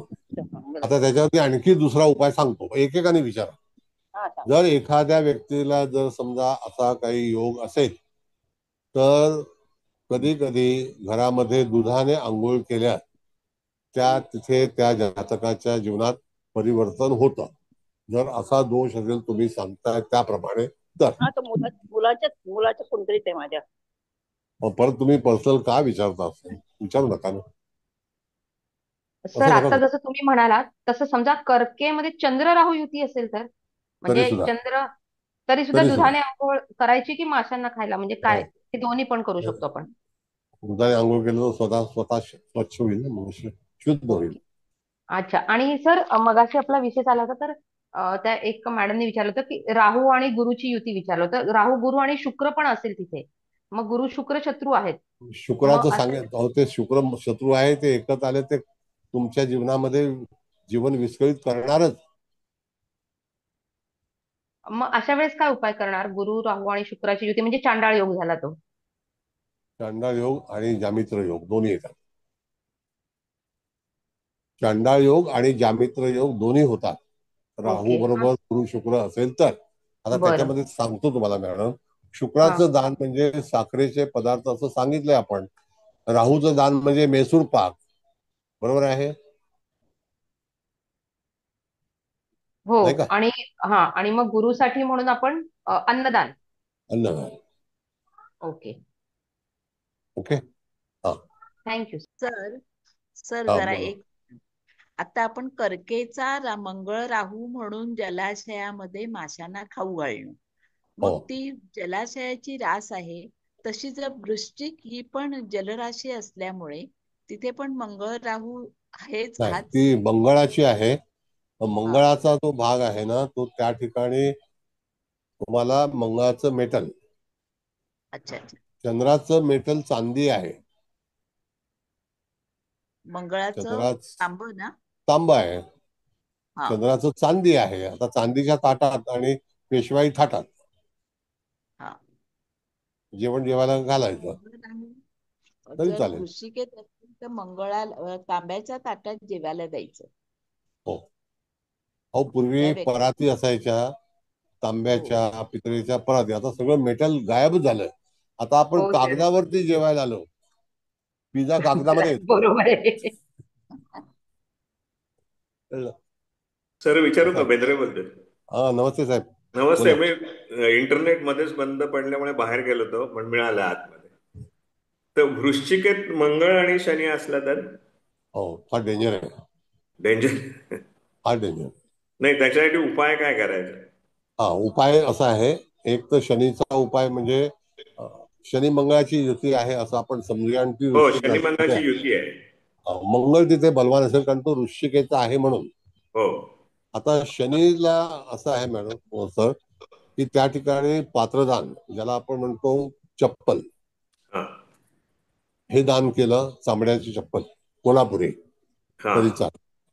किंवा ते कढई बिडई ती नाही, घोंगडी सांगितली होती आपण गेल्या वेळेला. घोंगडी ती चालेल. ओके. चप्पल किंवा घोंगडी. येस. पण लोखंडाच्या वस्तू पण सांगितल्या होत्या ना तुम्ही? हो, लोखंडाच्या पण वस्तू सांगितल्या होत्या साहेब, नाही असं नाही. पण भाग असा आहे की पहिली गोष्ट आज काय माहितीये का, तुम्हाला दान घेण्यासाठी माणसं कुठे आहेत हे पहिला दाखवा. बरोबर आहे. आता जर समजा एखाद्या देवळाच्या बाहेर भिकारी बसला असेल तर त्या ठिकाणी त्याला बिस्किटचं पाकिट तो नाही घेणार. आता शिर्डीमध्ये 1000 भिकारी पकडून मनाई केली. सगळे बाहेरगावचे लोक शिर्डीमध्ये येऊन भीक मागायचे आणि आम्हाला पैसा कमवायचे. कळलं? म्हणजे दान करताना सुद्धा तो पात्र पाहिजे माणूस, निडी पाहिजे खरोखर, आणि तो ऍक्सेप्ट त्यांनी करायला पाहिजे ते. आता असं आहे, तुम्हाला सांगतो की काही लोक जे आहेत, काही ज्ञाती, ते शिक्षणाचं दान करतात, ते गुरुच आहे.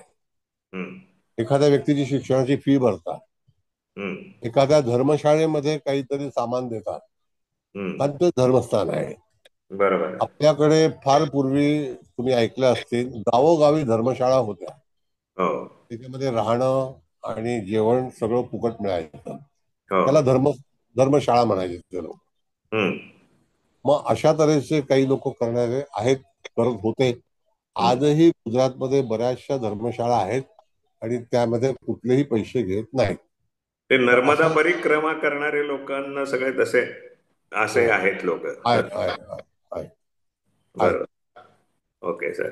आणि दुसरं मला असं विचारतं, रवी आणि राहू आता मला वाटतं देशमुख मॅडमनी विचारलं होतं, ते कुंभेत असेल तर म्हणजे कसं? कुंभेत हा बघा, एक तर लोखंडाचा आहे, तवा आहे, ताट आहे, स्टीलची थाली आहे, ही पण लोखंडामध्ये येते ना. बरोबर. ती थाली पहिली गोष्ट म्हणजे तुम्ही दान देणार कोणाला. बरोबर. नाही आता ते देवळाच्या बाहेर बसलेले असतात भिकारी. भिकारी म्हणजे काही लोक बसलेले असतात. बेगरच समजा. आता बेगर परमिटेड नाहीये मुंबईमध्ये, बरेच बेगर हकलले. ते पैसेच मागतात. ते तुमच्याकडून काही पदार्थ घेणार नाहीत.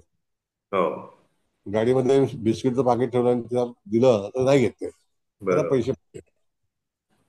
मग रवीचं पण करायचं का? रवी आणि राहूचं करायचं, रवीचं पण करायचं ना, का नाही करायचं? रवी राहूचा पितृदोष असेल तरी करायचं दान रवीचं करायचं. Okay okay sir, thank you. म्हणजे ते कुठल्याही राशीमध्ये असेल तरी चालेल का? म्हणजे करायला लागेल का? हो, एक मिनिट. हा मॅडम, रवी राहू एक मिनिट सांगतो मॅडम, एक मिनिट. आता रवी हा आरोग्याचा कारक आहे. समजा एखाद्या हॉस्पिटलमध्ये तुम्ही मेडिसिन पुरवलं तर आरोग्य सेवा आली की नाही? हो, आली. बरोबर. ही रवीची अखत्यारीत आहे. आरोग्य सेवा.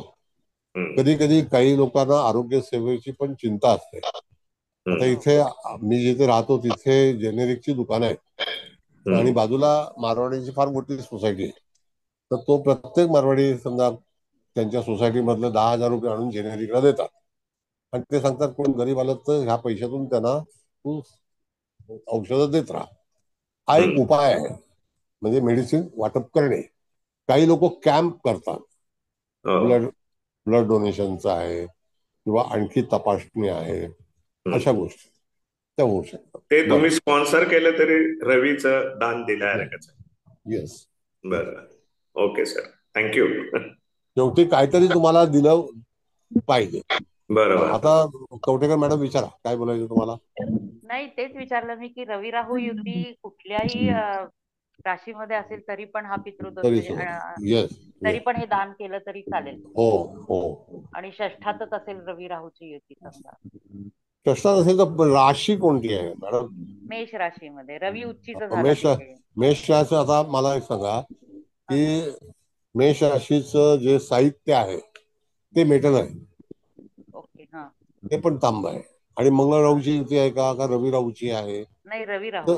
रवी राहूची, ते सुद्धा तांबट मेटल आहे. म्हणजे तांब्याचं दान करायचं. येस. बरोबर. आपले 3 पार्ट आहेत. एक तर पहिला कोणत्या राशीमध्ये ही युती झालेली आहे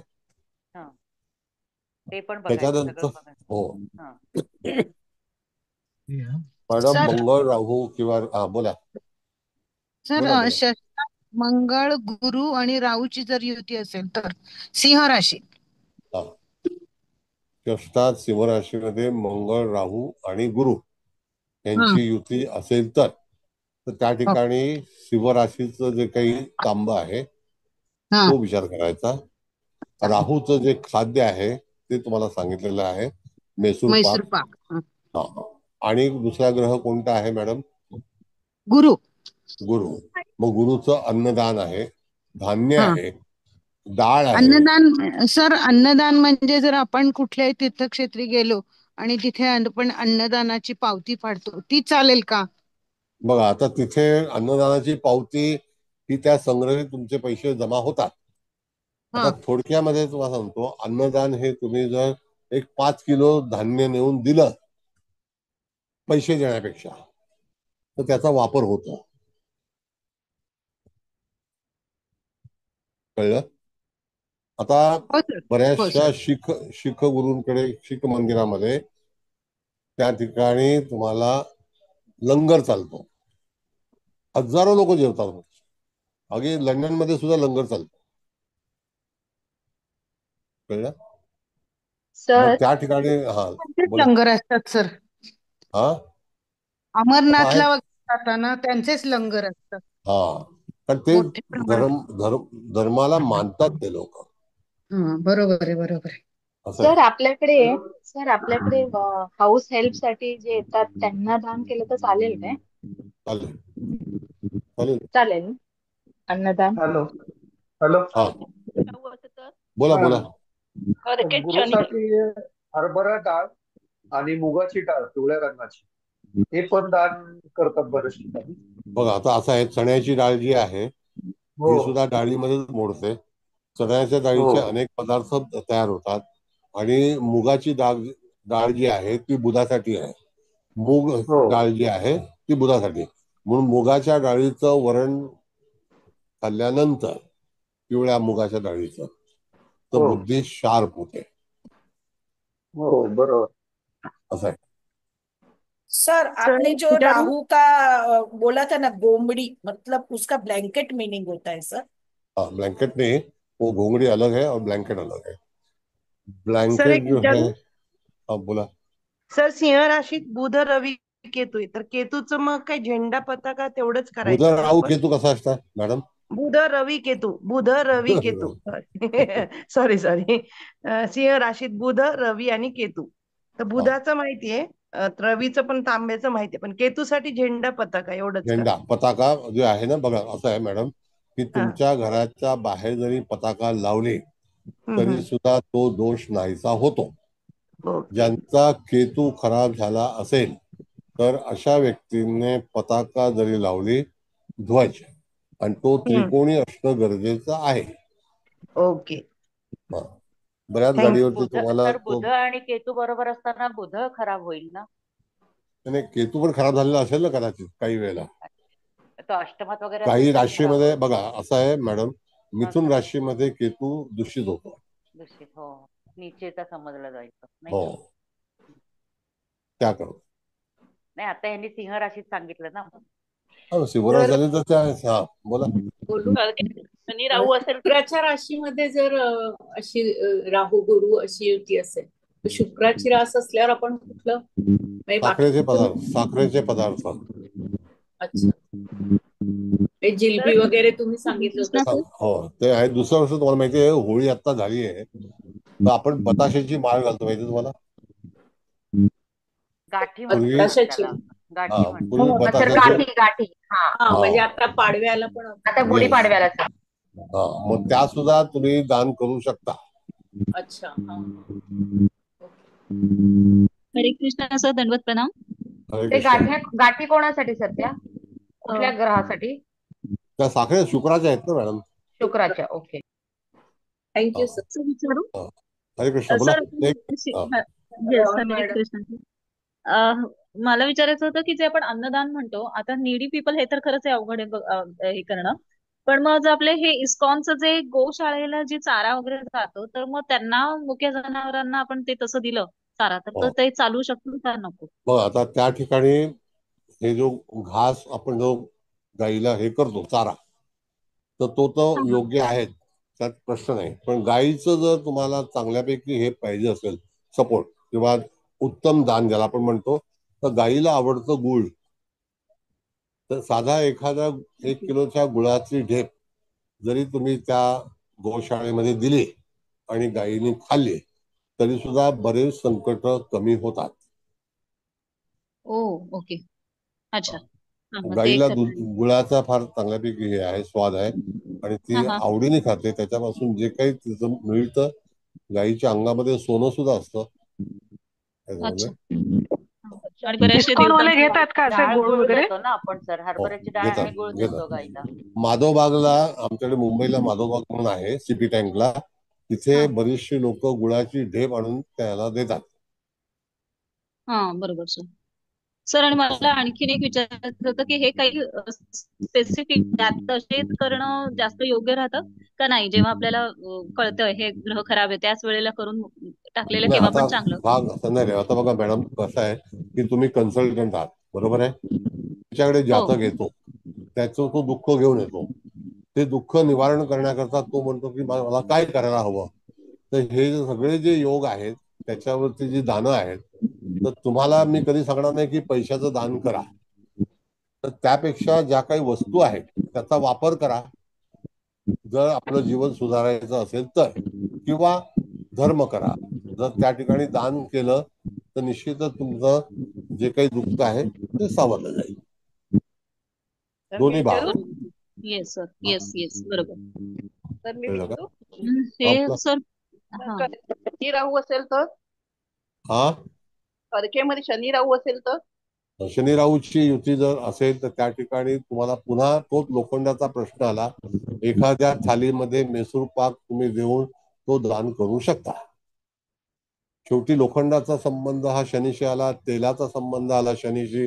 तेलाने तळलेले पदार्थ हे शनीच्या अंतर्गत आहेत. त्याच्यामध्ये बटाटा वडा नसावा, बटाटा नसावं. कळलं का? बटाटा हे गुरुकडे. सर 2000 साली शनी मंगळ आणि गुरु यांची युती झाली होती. तर ती मेष राशीमध्ये झाली होती. तर मग सर अशी एक पत्रिका आली होती, तर त्या व्यक्तीची व्ययात आहे युती, तिथे खूपच हानिकारक आहे. पण मग उपाय काय सांगता येईल सर त्यांना? जे आता आपण पर्यंत सांगितले सगळे उपाय तर तेच आहेत ना, सगळ्या गोष्टी सांगितल्यात मॅडम. आता ती सर युती एक विचारू? एकाच होऊ द्या मेहरबानी करा. जपे मॅडम बोला, काय आहे तुमचं? हा सर, मेष राशीमध्ये शनी मंगळ आणि गुरुची युती आहे आता मेष या राशीमध्ये व्यक्तीच्या तांब्याचा पत्र पत्रिकेत आला, व्ययस्थानात. हो बरोबर. मेष राशी तांब्याचा पत्र आला, शनीचं मटेरियल आलं, शनीचं जे काही पदार्थ आला, आणि राहू परत तो मैसूर पाकच आला ना. सर राहू नाहीये ना, शनी गुरु आणि मंगळ. शनी गुरु मंगळाचं त्याला दान काय करायचं? मंगळ आणि शनीचं करायचंय, गुरुचं कशाला करायचं? ओके. शनी गुरुची युती ही सम आहे, मंगळ शनीची युती सम नाही आहे. हा कळलं का? ओके.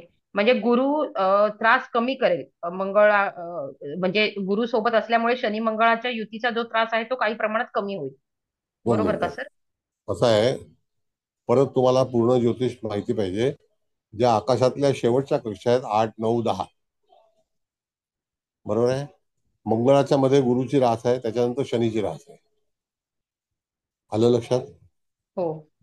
मेष, मीन आणि कुंभ, शनी गुरु मंगळ या 3 राशी आल्या. तर तशाच प्रकारे शनी मंगळाची युती योग्य नाही, पण गुरु शनीची युती परमिटेड आहे. कळलं? सर विचारू का? हा बोला. एखादा ग्रह कमकुवत आहे, त्याला बलवान करण्यासाठी आपण दान करावं की त्याचं मेटल आपल्या अंगावर वापरावं? बघा, मेटल तुम्ही वापरलं तर तुम्हाला स्वतःला म्हणजे जातकाला निश्चितच फायदा होईल. पण त्याची इच्छा जर दान करायची असेल तर तुम्ही दोन्ही उपाय सुचवू शकता. सहसा स्वतःच्या हातून पैसे सुटत नाहीत, हे मी तुम्हाला सांगतो.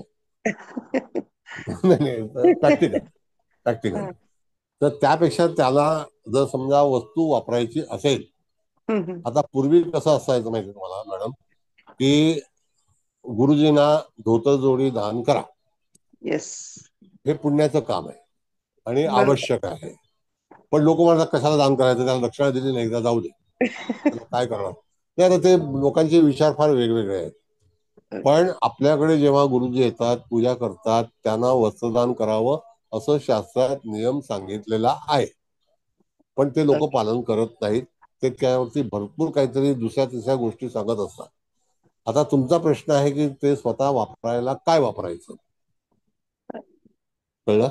म्हणजे मला म्हणायचं, दान केल्यानेही तो बलवान होतो आणि हा, आपण ते यूज केलं वस्तू तांब्याचा, समजा मंगळ आहे तर तांब्याचं कडं वापरलं तरीही हो, बलवान होतो असं. नक्की नक्की बलवान. आपल्याला स्वतःला आपल्याला बलवान करायचं आहे की नाही.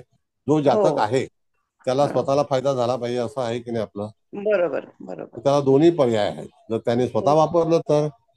आता आणि पूर्वी दानही. दान केलं. पूर्वी आपल्याकडे लग्न झाल्यानंतर स्त्रीच्या कमरेला सोन्याचा पट्टा बांधायची पद्धत होती. हो, पैंजण आवश्यक होते. कंपल्सरी होते. आता पैंजण लोक घालत नाहीत.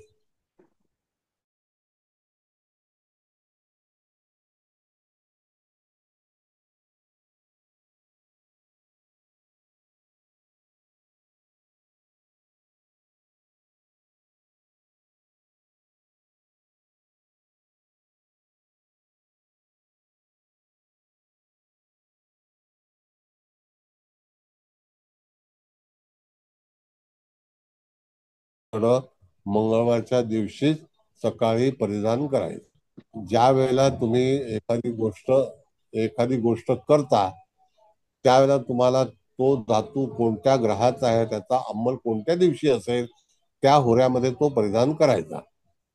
कळलं? प्रत्येक गोष्ट त्याच्यामध्ये जे होरे सांगितलेले आहेत आपले 7 ग्रहांचे, त्या ग्रहाचं मेटल त्यांना सांगितलेलं आहे. आता ते लोक खरोखर मेटल वापरू शकतील का? त्याचं प्रत्येक जण त्याला अफोर्डेबल नसेल ना, मग तुम्हाला दान करायला पाहिजे. तांब स्वस्त जरी असलं तरी सुद्धा एक कडा घ्यायला 200-250 रुपये लागतात. लोक ते खर्च करतील का? हा भाग आहे. तुम्ही त्याला सांगा आपला हा भाग जो आहे तो उपायाचा आहे, तर त्याची कुंडली पहिला दोष, कारण मी तुम्हाला कुंडली दाखवली त्याच्याबद्दल तुम्ही काही विचारत नाही. सर उपाय सगळ्यांना महत्वाचे वाटतात सर. सर मी विचारू? कुलकर्णी मॅडम काय बोला. Thank you sir. तर जेव्हा शत्रू राशीतल्या ग्रहांचा आपण विचार करतो, आता उदाहरणार्थ घ्यायचं झालं तर सिंह राशीचा शनी. आता इथं आपल्याला रवीचाही उपाय करणं गरजेचं आहे, शनीचाही उपाय करणं गरजेचं आहे. बरोबर. मग इथं दोन्हीचे जप आपल्याला करून चालणार नाहीत. एकाचं दान आणि एकाचं जप असं करू शकतो का, की दोन्हीचे जप केले तरी चालतात?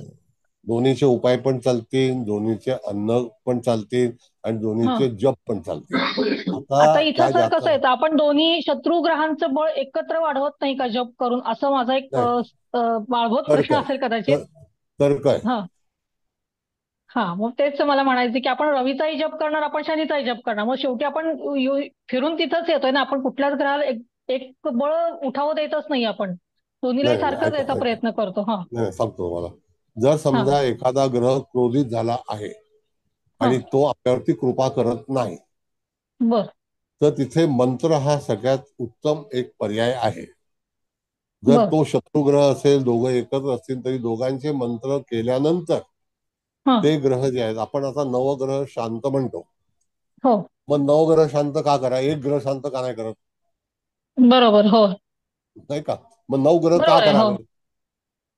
तर तसं त्याला त्या ठिकाणी जर समजा शनी आणि मंगळाची युती आहे, शनी रवीची युती आहे, तर तुम्हाला रवीचा पण मंत्र केला फक्त पाहिजे. मी माझं म्हणणं की सिंह राशीतला शनी, त्याच्याबरोबर बाकी काहीही नाहीये. हा, मग तरी सुद्धा त्या ठिकाणी रवी आणि शनीचं मंत्र केला तर काहीही कमतरता होणार नाही. आणि जातक जर स्त्री असेल तर तिने जास्तीत जास्त रवीवरती भर द्यावा. हा, जातक स्त्रीच आहे. मी तुम्हाला मागे जे आर्मीतल्या एका डिवोर्स केस बद्दल बोलले होते, तिच्या पत्रिकेमध्ये आहे लग्नी सिंहेचा शनी आहे. तर तिला मी हेच सांगितलं, तर तिचा असा प्रश्न आला की अगं दोन्ही शत्रू राशींचे तू मला जॉब सांगतेस, मग दोन्हीचंही बळ वाढत नाहीये का, असा तिचा प्रश्न होता. तो काही विचारते, तर त्याच्याबद्दल तुम्ही डॉक्टर आहात. होय होय, बरोबर आहे. नाही, तिलाही ज्योतिष थोडंफार कळतं म्हणून तिचा हा प्रश्न होता की तू जो उपाय सांगतेस ते. म्हणून मी म्हटलं की एकाचं दान आणि एकाचं जप केलं असं त्याला केलं तरी पण चालू शकतं का? चालेल, पण असं नाही मॅडम की त्याला रवी आणि शनीचे जप केले. आपण नवग्रह करतो, का करायचं मग नवग्रह? बरोबर आहे. ह्याच्यावरती उत्तर काय मध्ये देणार आपण? बरोबर, म्हणजे मी तिला दोन्ही करायला सांगितले, ते ऍक्च्युली बरोबर सांगितलं म्हणजे तुमच्या मते. देशमुख मॅडम बोला आता, लास्ट. हा लास्ट प्रश्न सर. मला एक विचारायचं की एखाद्याचं लग्न जर आपण जास्तीत जास्त बळकट केलं तर पत्रिकेवर त्याचा प्रभाव किती पडेल? लग्नेश जर आपण बळकट केलं 100%. बघा, पहिली गोष्ट सांगतो तुम्हाला, लग्न हे जे आहे हे आपली पूर्णपणे वाटचाल आहे. ती जर कमकुवत असेल तर आपला प्रवास सुखाचा होत नाही. बरोबर आहे. कळलं का? तर सुख म्हणजे नक्की काय असतं दामलेंच्या भाषेमध्ये? कळलं का? तर सुख म्हणजे आनंद असतो. तो आनंद प्राप्त होण्यासाठी आता एखादी व्यक्ती समजा मेषेचा रवी आहे पण ती चिडखोर आहे, तर तो आनंद आहे का? नाही, तो अंमलबजावणी आहे. पण एखादा रवी जर तुळेचा आणि वृषभेचा असेल तर निश्चितच त्याची भूमिका ही सतत आनंदी राहण्याच्याकडे त्याचा कल असेल. या दोन राशींना आनंद दिलेला आहे. आणि या दोन राशीमध्ये असणारे ग्रह कोण आहेत? तो तुमचा आनंद हिरावून घेणार आहे का तुम्हाला आनंदित करणार आहे? बरोबर आहे सर. असा भाग आहे.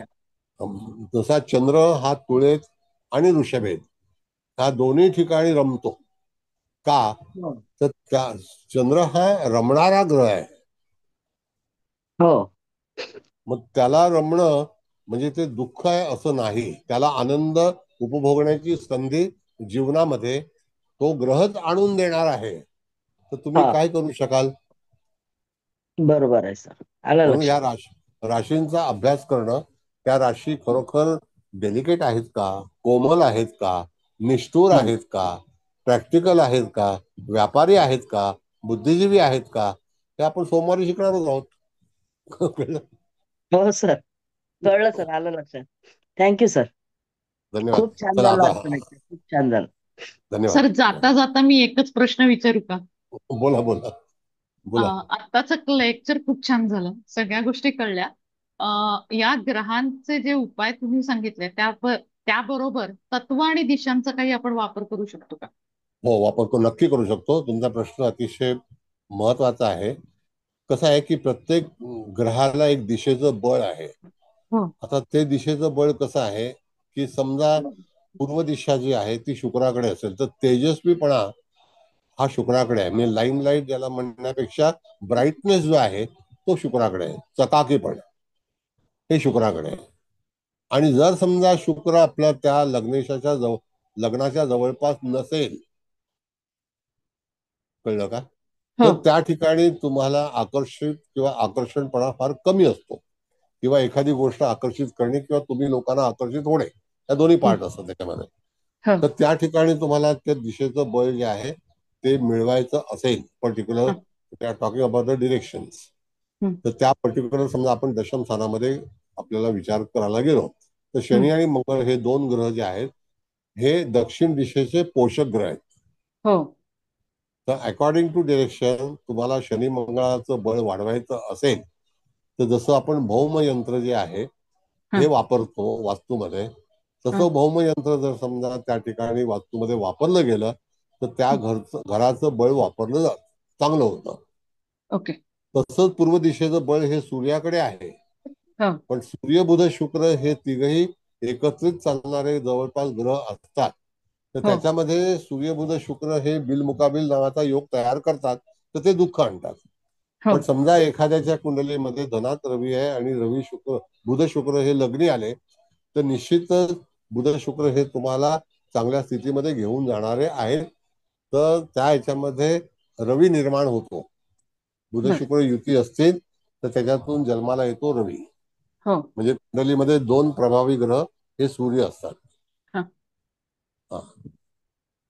म्हणजे मंगळ नेक आणि मंगळ बध, रवी नेक आणि रवी बध, किंवा शुक्र नेक किंवा शुक्र बध. म्हणजे नेक म्हणजे चांगला, बध म्हणजे कमी, असं. मग तशा दिशेच्या अनुसरून आता उदाहरणार्थ आपण परत हे करूया की शुक्र हा सप्तमाचा कारकग्रह आहे, बरोबर आहे. मग सप्तमात जेव्हा शुक्र असेल आणि तो कारक झाला तर रवीचं बळ कमी होतं, कारण तो जवळपास असेल ना तिकडे अष्टमात षष्टात किंवा सप्तमात. मग त्याचं बळ कमी झालं आणि शुक्राचं बळ वाढलं. मग तुम्हाला एक गोष्ट प्राप्त होईल, एक गोष्ट कम करता मिळेल. मग पश्चिम दिशा ही वरुण आणि पुष्पदंत आहे, तर त्या ठिकाणी तुम्हाला जर शुक्राचं बळ वाढायचं असेल तर तिथे पारा डिपॉझिट केला पाहिजे. मग शुक्राचं बळ वाढेल. सिंपल वे आहे ना. असं आहे. आता पूर्वी कसं आहे की पाऱ्याची तावीज मिळायची, पारा लोक खिशात सांभाळायचे, आणि आजही तुमच्या ड्रॉवर मध्ये पारा असेल तर तुम्हाला कुठल्याही गोष्टीची कमतरता भासत नाही. बर असं आहे. पारा हा अत्यंत उपयुक्त आहे. बर मिळत मग नाही पण सर तो इझिली, पुण्यात तर खूप कमी. नाही, आता आम्ही तर 1-1 किलो आणतो. कळलं का? हो पुण्यात तर आता काय ती बाजारपेठ नाही आहे ना, मुंबई बाजारपेठ आहे. नाही, बरं, पुण्यात पण आता मिळतो सर. हा, काय तो मला विषय झाला. कल्पना पण नाही. तो पारा हा, आणून तसाच ठेवायचा का की काय, कसं हो, कसा युज करायचा तसंच सर तो? तसंच पॅक कर, पॅक जमिनीमध्ये टाकायचा किंवा तसा सील ठेवून द्यायचं. तसं पारा सांभाळणं पश्चिम अतिशय दिशेला. पश्चिम दिशेला. बरं, आता राहिलं मॅडम चतुर्थ स्थान. हो तिथे चंद्राचा प्रभाव आहे हो आणि आपला चंद्र तिथे नसेल तर चंद्र हा दरवेळेला चतुर्थात असेल आणि आपला जन्म झाला असं पण नाही होणार कधी. नाही. मग त्या ठिकाणी तुम्हाला मोतीचा संबंध आला, जस्ताचा संबंध आला, म्हणजे तिथे चंद्र आणि गुरु ह्या दोन्ही ग्रहांचा आणि मेटलचा संबंध येतो. हो चंद्र म्हणजे चांदी हो आणि चंद्र म्हणजे क्रिस्टल, हे मोती. मोती. Yes. आणि गुरु म्हणजे त्या ठिकाणी आपण बघितलं तर स्फटिक आहे, स्फटिक हो नाही, जिंक आहे. जास्त. हा जास्त त्याचा वापर. हा. म्हणजे दिशेचा प्रभाव तुम्ही अशा रीतीने वाढवू शकता, नाही वाढवू शकत असं नाही. बरं, दुसरी गोष्ट समजा, आणखी आता आपण राहिला भाग असा की शरीरावरती धारण करू शकतो का, तर करू शकतो. बर चांदी शरीरावरती धारण करू शकतो. चंद्र कमकुवत असेल तर चांदी धारण करू शकतो. जर गुरु कमकुवत असेल तर जास्त धारण करू शकतो. आता कसं जास्त कसं आहे सांगतो मला. तुम्ही जे हल्ली पायामध्ये फेरवे घालता, जोडवे, हो ते हल्ली जस्ताचेच असतात. पण जस्त हे जे आहे हे तुम्हाला गळ्यात घातलं तर अति उपयोगी आहे. मग जस्ताची कंठी बनवून मिळते. बर आता माझ्याकडे तुम्हाला दाखवतो, जस्ताचं मटेरियल आहे. हम्म. हे बघा, आता हे दिसतंय तुम्हाला, हो हे माझ्यापाशी नेहमी असतं. हे जस्त आहे, बर ही पेन्सिल आहे जस्ताची, हा आणि हे भाग्यविधाता आहे. हा हो हो हो गुरु भाग्यविधाता आहे ना. हो ह्या काही सोयी आहेत, हा हे उपाय आहेत. हो आता बघितली कशी पेन्सिल आहे ती, हो असं आहे. म्हणून तिथे बऱ्याच गोष्टी ज्या आहेत त्या तुम्ही त्याचा वापर करू शकता. तुम्ही विचारलेला प्रश्न अतिउत्तम आहे, असंच विचारत जा. धन्यवाद. धन्यवाद. Thank you sir. थँक्यू. थँक्यू. बरं, चला कुबल मॅडम, आता समारोप करूया, का आता बराच वेळ झालाय. चव्हाण मॅडम पण प्रवासातून थकून आलेले आहेत. चव्हाण मॅडम, तुमचा काय मत आहे? बाबा तर मान्यवर आहेत. अतिशय सुंदर झाला क्लास सर, खूपच सुंदर आता काय आहे, एकदम. आणि हे उपाय तर खूप महत्वाचे मॅडम आहेत. क्लास कुंडल्या पण कधीपासून चालू चांगल्या होत्या. करताय? 20 तारखेपासून क्लास सुरू मॅडमचा होत आहे. क्लास कधी? अहो, आमंत्रण येईल तुम्हाला, कशाला चिंता करताय, घरच्यात तुम्ही. बोला मॅडम, चव्हाण मॅडम बोला. तर हा? उपाय एवढे सुंदर सांगितले ना तुम्ही, हा, खूप छान सांगितले. कुंडल्या पण चांगल्या होत्या, त्यामुळे हे कुंडल, खूपच बोला बोला बोला. खूपच छान झाला क्लास सर. अगदी प्रत्येक ग्रहाचा उपाय सांगितलेला आहे तुम्ही. तर सुंदर झाला क्लास सर, एकदम छान. शेवटला कुलकर्णी मॅडमने थोडस थँक्यू. आणखी त्याला फार एक चकाकी आणली. हा, दिशेवरती कशी हे करायचं दिशेवर. Thank you sir. सर एक विचारायचं होतं. बोला. सर, ते तुम्ही आता जे जस्ताची मी ती पेन्सिल दाखवली, ती प्रत्येकाने कुठलाही म्हणजे आपण असं जरुरी नाही की ती पत्रिका काय किंवा इन जनरल पण सगळ्यांनीच ठेवली तरी ती हो चांगली असते का? हो, चालेल. येस, गुरु परत सांगतो मॅडम तुम्हाला, फॉर युअर हा काइंड इन्फॉर्मेशन. गुरुग्रह हा असा आहे की सहसा कोणाचं वाईट करण्याचा प्रयत्न करत नाही. बरोबर. लास्ट मोमेंटला तो थांबतो, एवढं लक्षात ठेवा. हा शेवटच्या घटनेला आपल्याला तिथे तो थांबतो, आपल्याकडून वाईट करून घेत नाही. हो बरोबर. हा नियम आहे. म्हणजे त्या ठिकाणी ती पेन्सिल जर वापरली तुम्ही तरी अतिशय मला वाटतं ही साधारणतः एक 25-30 रुपयाला असेल, जास्त महाग नाही. अच्छा अच्छा. सर असं ती आहे. कुठेही मिळेल का? Thank you sir. थँक्यू. हा मॅडम, कुठे मिळेल कुठे आता मिळेल? तो तो सरांकडे. नाही नाही माझ्याकडे माझ्याकडे सर नाही. आम्ही झिंक पर्स मध्ये ठेवते आम्ही. मी ठेवते चांगलं हो, म्हणून तर तुम्ही झिंक पर्स. श्रीमंत आहात. हा. आमच्याकडे तेवढे पैसे नाही आहेत ना. नाही सर, बोला. चांगलं आहे सर. Okay, very good. तर पुढच्या तासाला तत्वांवर सांगाल, त्या मॅडमनी विचारलं होतं. आपण बरोबर. दिशांवर बोललो पण आता वेळ नाही, तत्वांचं राहिलं तर बरं ठीक सांगू का? ठीक आहे. आता पुढचा सोमवारीचा तत्वांचाच क्लास असतो ना आपला. हो हो हो. बरं चला, आता कुबल मॅडम तुमचा अभिप्राय सांगा. हो सांगते धन्यवाद. सांगते. धन्यवाद. सर्वात प्रथम तुम्हाला नमस्कार. चव्हाण मॅडम नमस्ते. तुम्हाला पण नमस्कार आणि इथे उपस्थित सर्वांना नमस्कार आणि सर्वांचे स्वागत. आता भरपूर सगळं म्हणजे हे तर उपायांचं तर सगळ्यांनी छान विचारलं पण आणि झालं पण. आजच्या पत्रिकेबद्दल आता थोडस 2 मिनिटात फक्त बोलते. तशी पण ही मुलाची आणि मुलीची दोघांच्या पत्रिकेत दोष हे आहेतच. पण मुलाच्या आहेत, आहेत. ह्याच्यात थोडं जास्त वाटतं कारण तो बिल मुकाबिल आहे. मंगळ शनी राहू एकत्र पण आहेत. ह्या मुलीच्या ह्याच्यात म्हणजे वयात सूर्य आहे तो तर आहेच आणि तिच्या लाभात म्हणजे कन्येचा राहू शुक्र आहे आणि शिवाय येस. भाग्यात मंगळ आणि तो मंगळ शिवाय म्हणजे लग्नेश आहे म्हणून थोडी ही जास्त डॉमिनेटिंग असावी असं वाटतंय. आणि दोघांचे पण म्हणजे सप्तम स्थान शनी दृष्ट आहे आणि मंगळ आणि ह्याचा सूर्याचा पण इथे ह्या मला वाटतं मुलीच्या पत्रिकेत म्हणजे हो, केंद्रयोग पण 12 आणि वाजता. शनी दृष्ट पण आहे. म्हणजे आता तुम्ही येस. उपाय तर भरपूर सांगितलेच आहेत. म्हणजे ह्या मुलाला पण हे मंगळ शनी पण नाही योग्य, शनी राहू पण नाही योग्य, मंगळ राहू पण नाही म्हणजे ते तो उपाय करायला हवेतच. ते येस. मिनेट आहे म्हणून आधी गुरुचा म्हणजे आपण म्हणतो ना ज्या राशीत हवा म्हणून ते. येस. आणि मग मंगळ शनी राहू आयदर यांचे दान करा किंवा तुम्ही म्हणता तसं दानापेक्षा जप म्हणजे कारण त्या जप जप म्हणजे त्याची ती ते मंत्रात एवढी शक्ती असती ना की ते जास्त सोपे. फक्त त्याचं उच्चार जरा व्यवस्थित. पण आता एवढे सगळे शिकलेले लोक आहेत म्हणजे उच्चार व्यवस्थित करतीलच नो डाऊट. मग कारण आता तुम्ही भरपूरच उपाय सांगितले आता मी सगळं काही सांगत नाही बसत.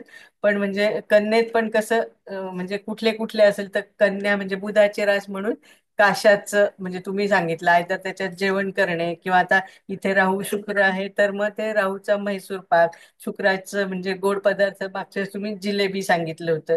आणि हो म्हणजे हो. ते कसे कसे पण आले तर ह्या मुलीच्या पत्रिकेत कन्येचा शुक्र राहू असल्यामुळं तसे कन्या रास थोडी संशयित थोडी काय म्हणजे जास्त संशयितच असते. आणि नाही आता ते अनुभव आहेत ना बरेच लोक बघितले.